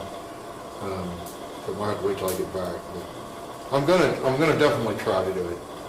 I don't think I can do it in 20 minutes though. I know me enough to know I start fussing over certain things and it, no bueno.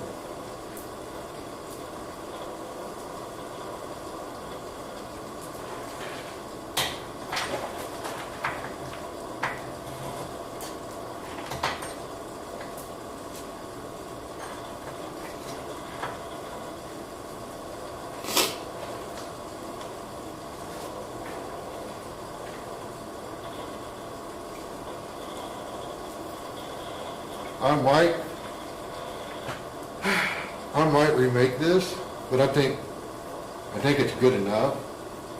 But there's things about it that I don't like. That just bug me.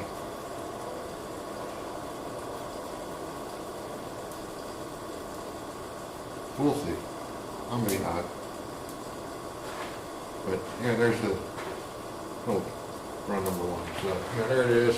Put a finish on it. Lolly, lolly, lolly. Lolly, lolly, lolly. Got my hands all greasy. I will, however, locate. I use the finishing rag is to give it the color that I want, but I still like to put a little bit of wax on it. I just think it feels, in the hands, it feels good.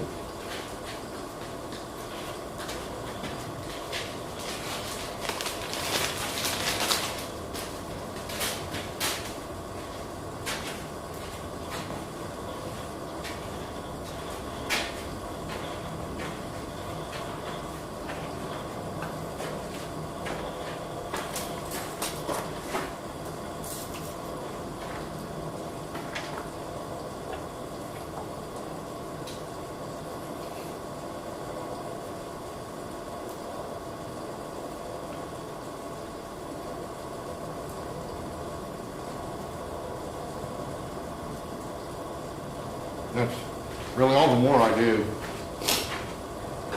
finish-wise, for most things.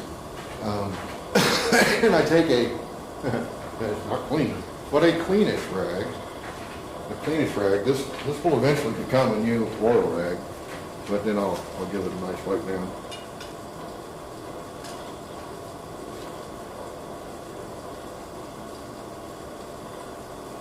And that's really all there is to that.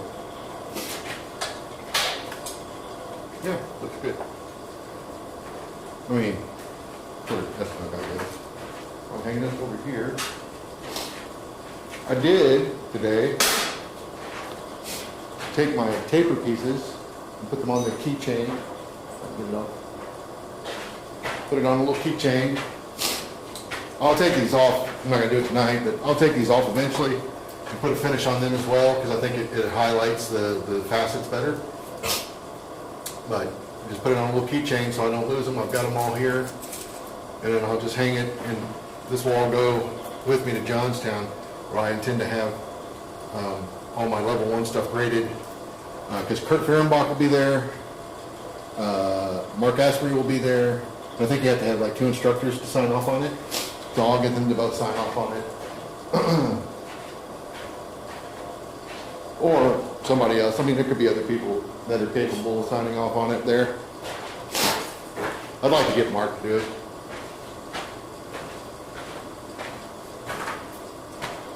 I think having Mark and Kurt do it would be pretty sweet. We'll need dinner. Right on. Have a good dinner, man.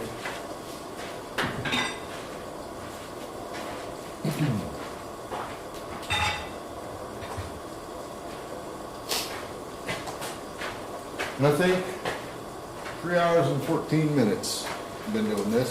So I think I'm going to do just like one thing, and then I'm going to call it a night. And that one thing is boring, played out, but I like to practice it. So I'm going to do a horse head. Sorry. Provided I can find a piece of material to work with. Have one. Make a big one. That could be fun.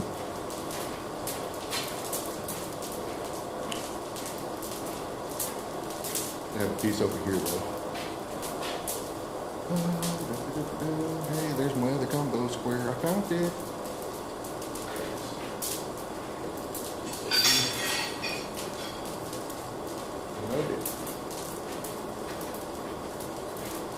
And it's already bubbled. I don't have to do that.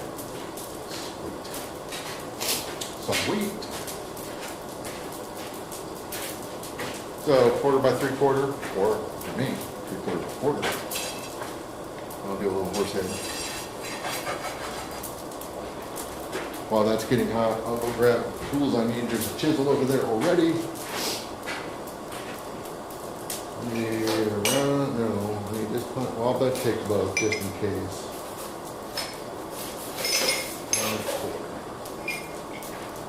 Ball for it. Ball for it. There it is.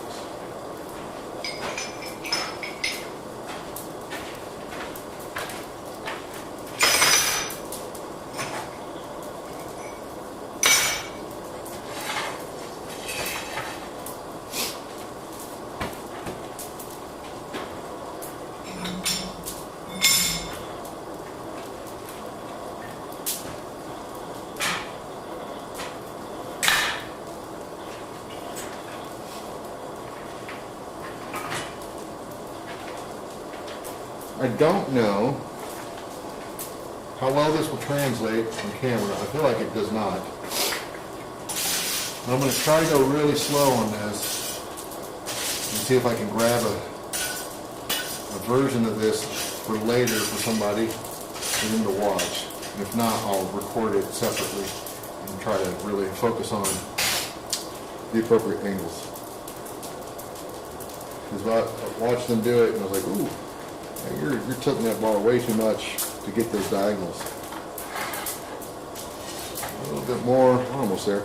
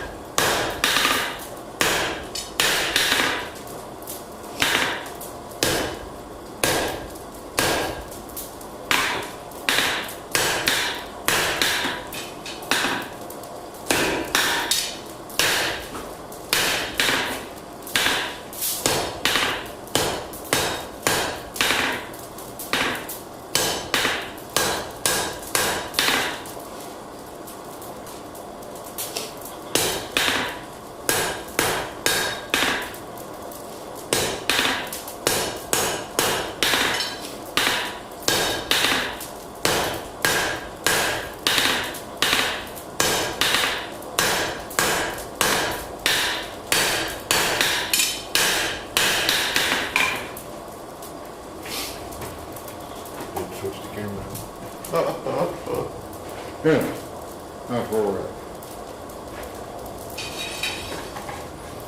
I'm gonna take another heat to just clean it up.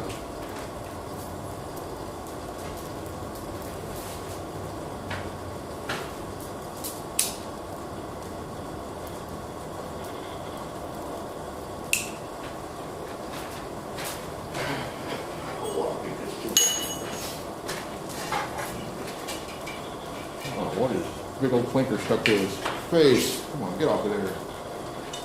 That ain't cool.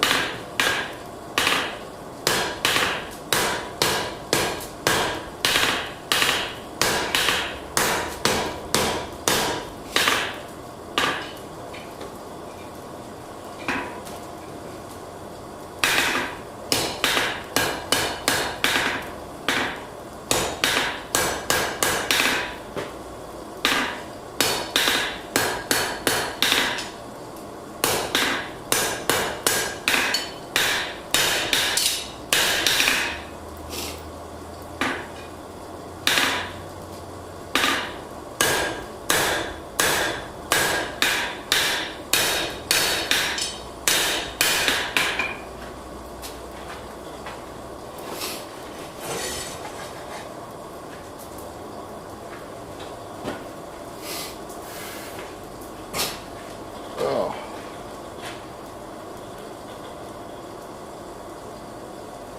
I really need a spatula for this forge, but quarter by three quarter, I just don't feel like that's enough material. So I'm not gonna do that, but there's definitely something I wanna do. And this one, well, it's got a ball too, but I think most of the tools over here are horse heads, so I think what I'll do is make a horse head for it. I'm just working this nut back a little bit.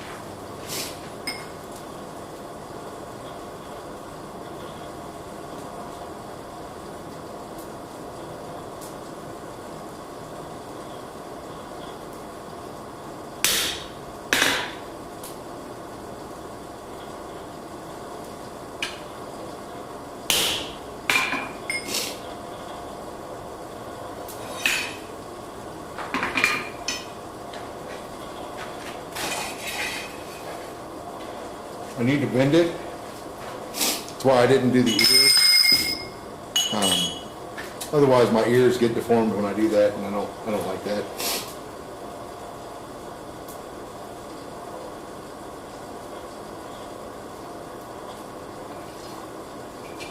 That might be enough.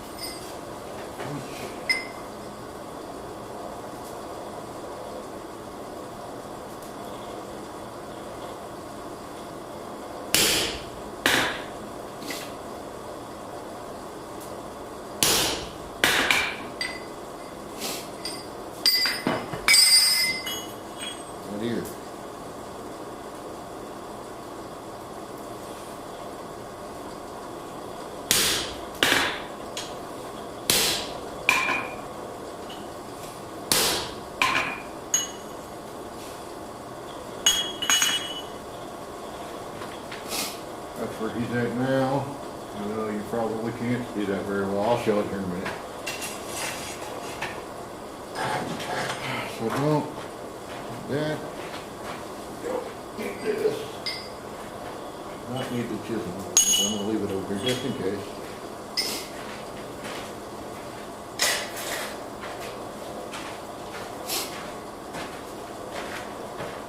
I need a fork.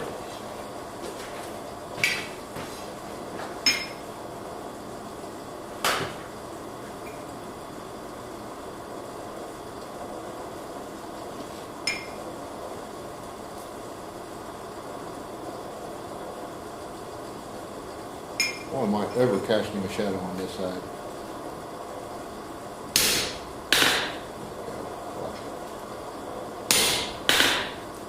I like it.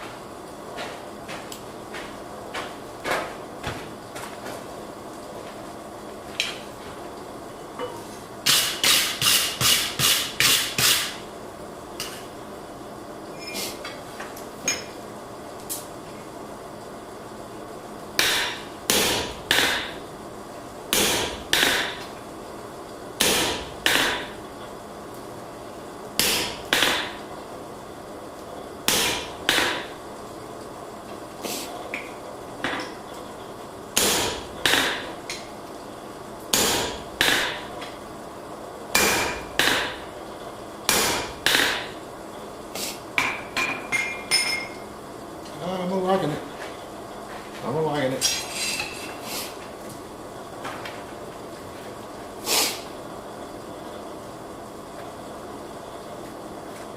I think maybe one more heat for these flooring marks. And I'm just going to leave it attached. I don't know what I'm going to do with it yet.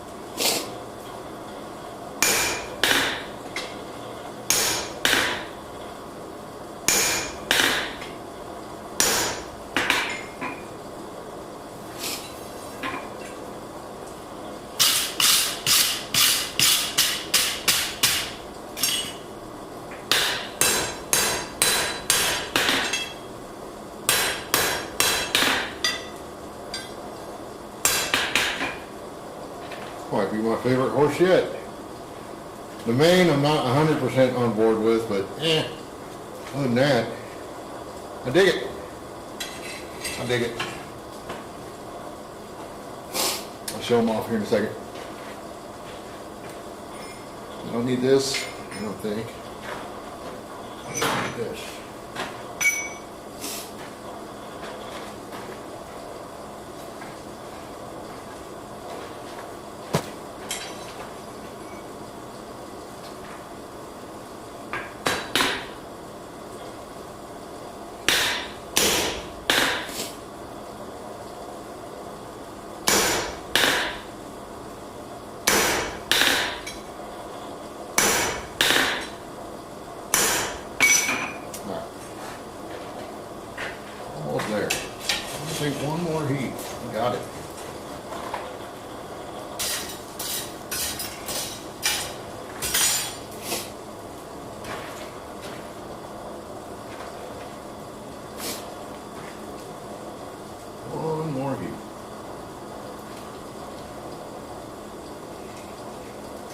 probably gonna.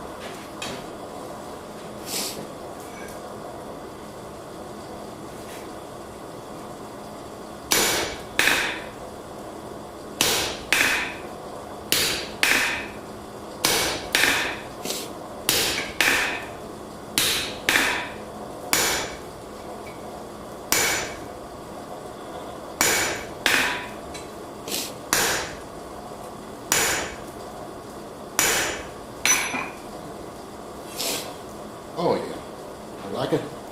I'm gonna get a little hotter so I can touch mark it.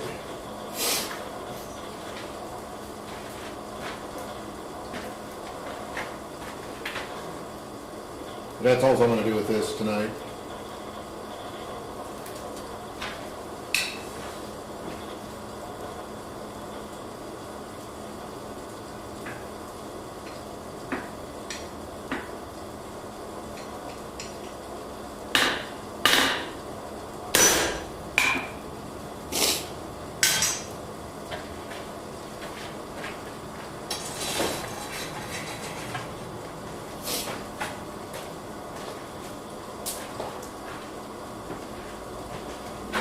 This.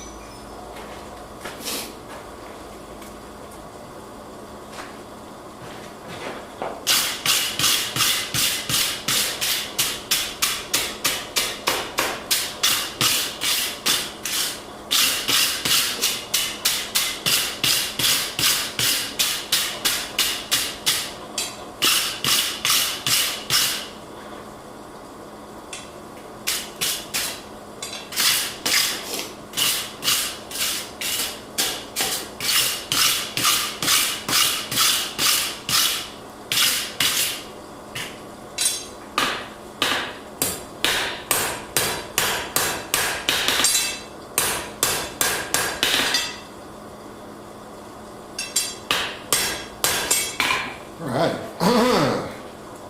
Let me go quench him off. Shut this off.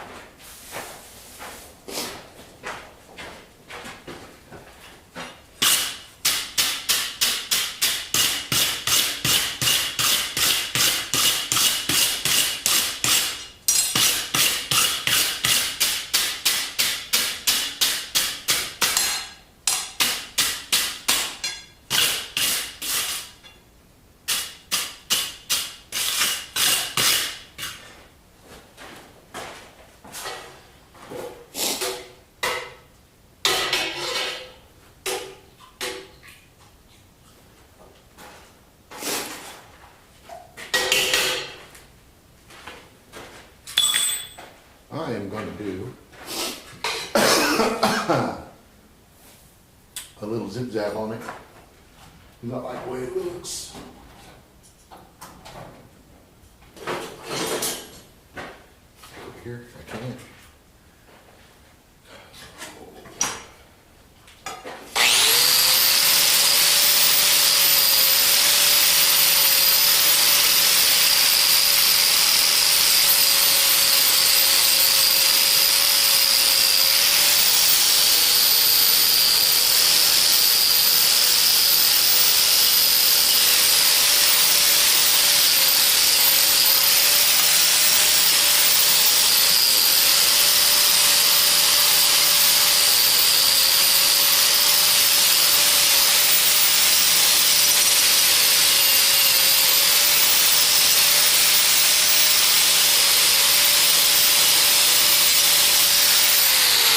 Sorry, I forgot to mute it, my bad.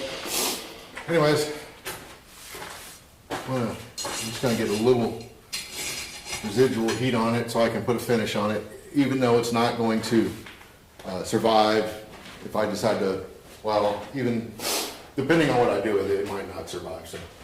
But I'm gonna do it anyways.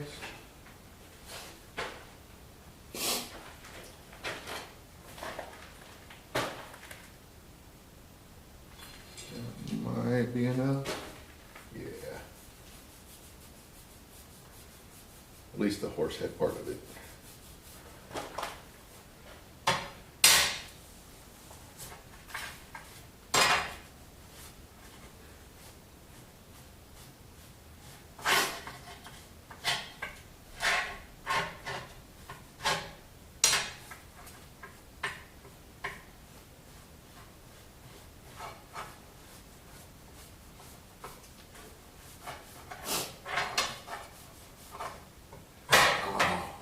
Do something else and I forgot.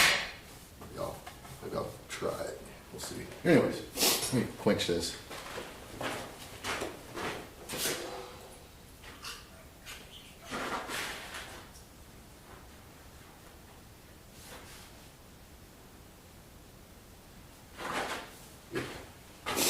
Yeah, I like the way he looks. Can I show it on this camera? I don't know. Probably not going to be in focus. This one I think I can at least try to get it in focus. Might have to hold the light up so you can actually see the damn thing, you know?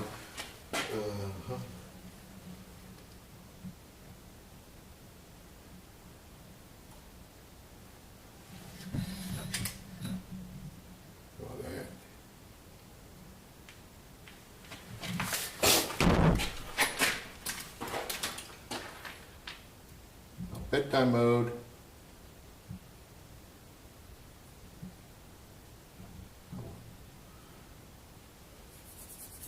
Anyways, I'm really happy with that horse. That horse head came out nice. I'm happy with that.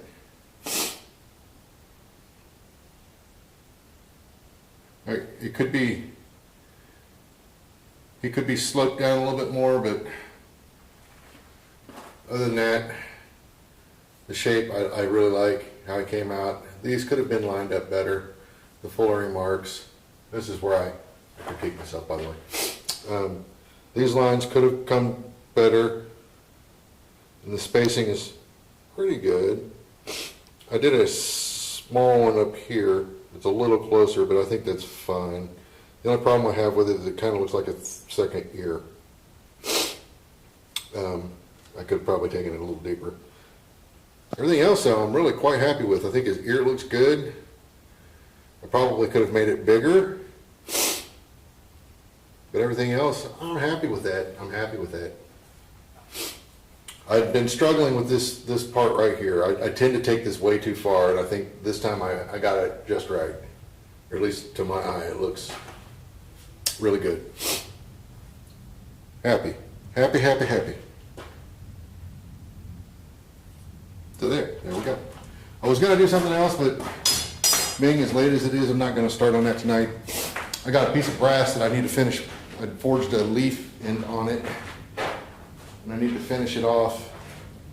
But it's late, and there's probably like 2 people watching, if that. But I do still need to clean up this forge. So if anybody's hanging out, sweet. You can watch me clean up my forge, or whatever. This is the round punch I did earlier for the Urbana Level 1 curriculum. It's a flat rod. It's not quite flat like it should be, but I'll finish that with a file tomorrow, and then I'll harden and temper this tomorrow. Overall, it's a round punch, and it came out pretty nice. There's plenty of for me to hold, plenty stick out. It's not too long. It's round and centered. Very little run out, if any. I mean, there is some, but it's, put it in lathe, you probably go, woo. But yeah, I mean, just the old anvil roll test, it looks pretty good. Oh, by the way, there's no bat wings on here to keep it from rolling. Imagine what happens when you level your anvil.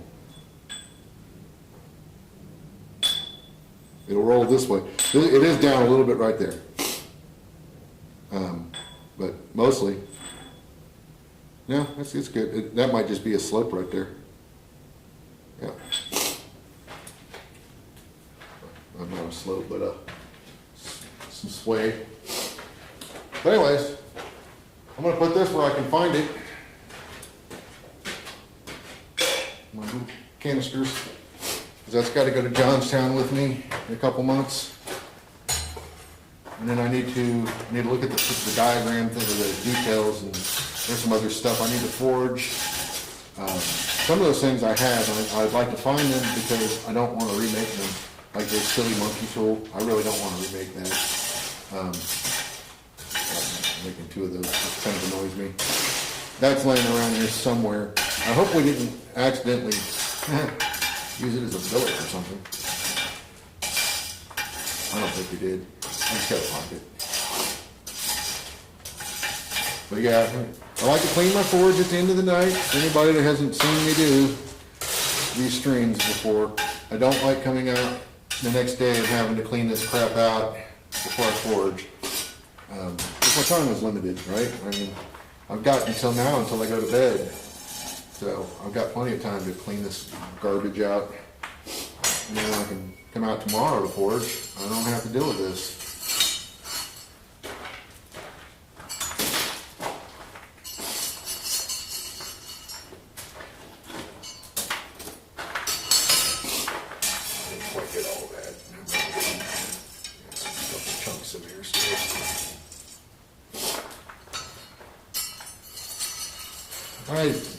I try to get as much of the clinker out as I can, but I mean, I don't want to say you'll never get it all out.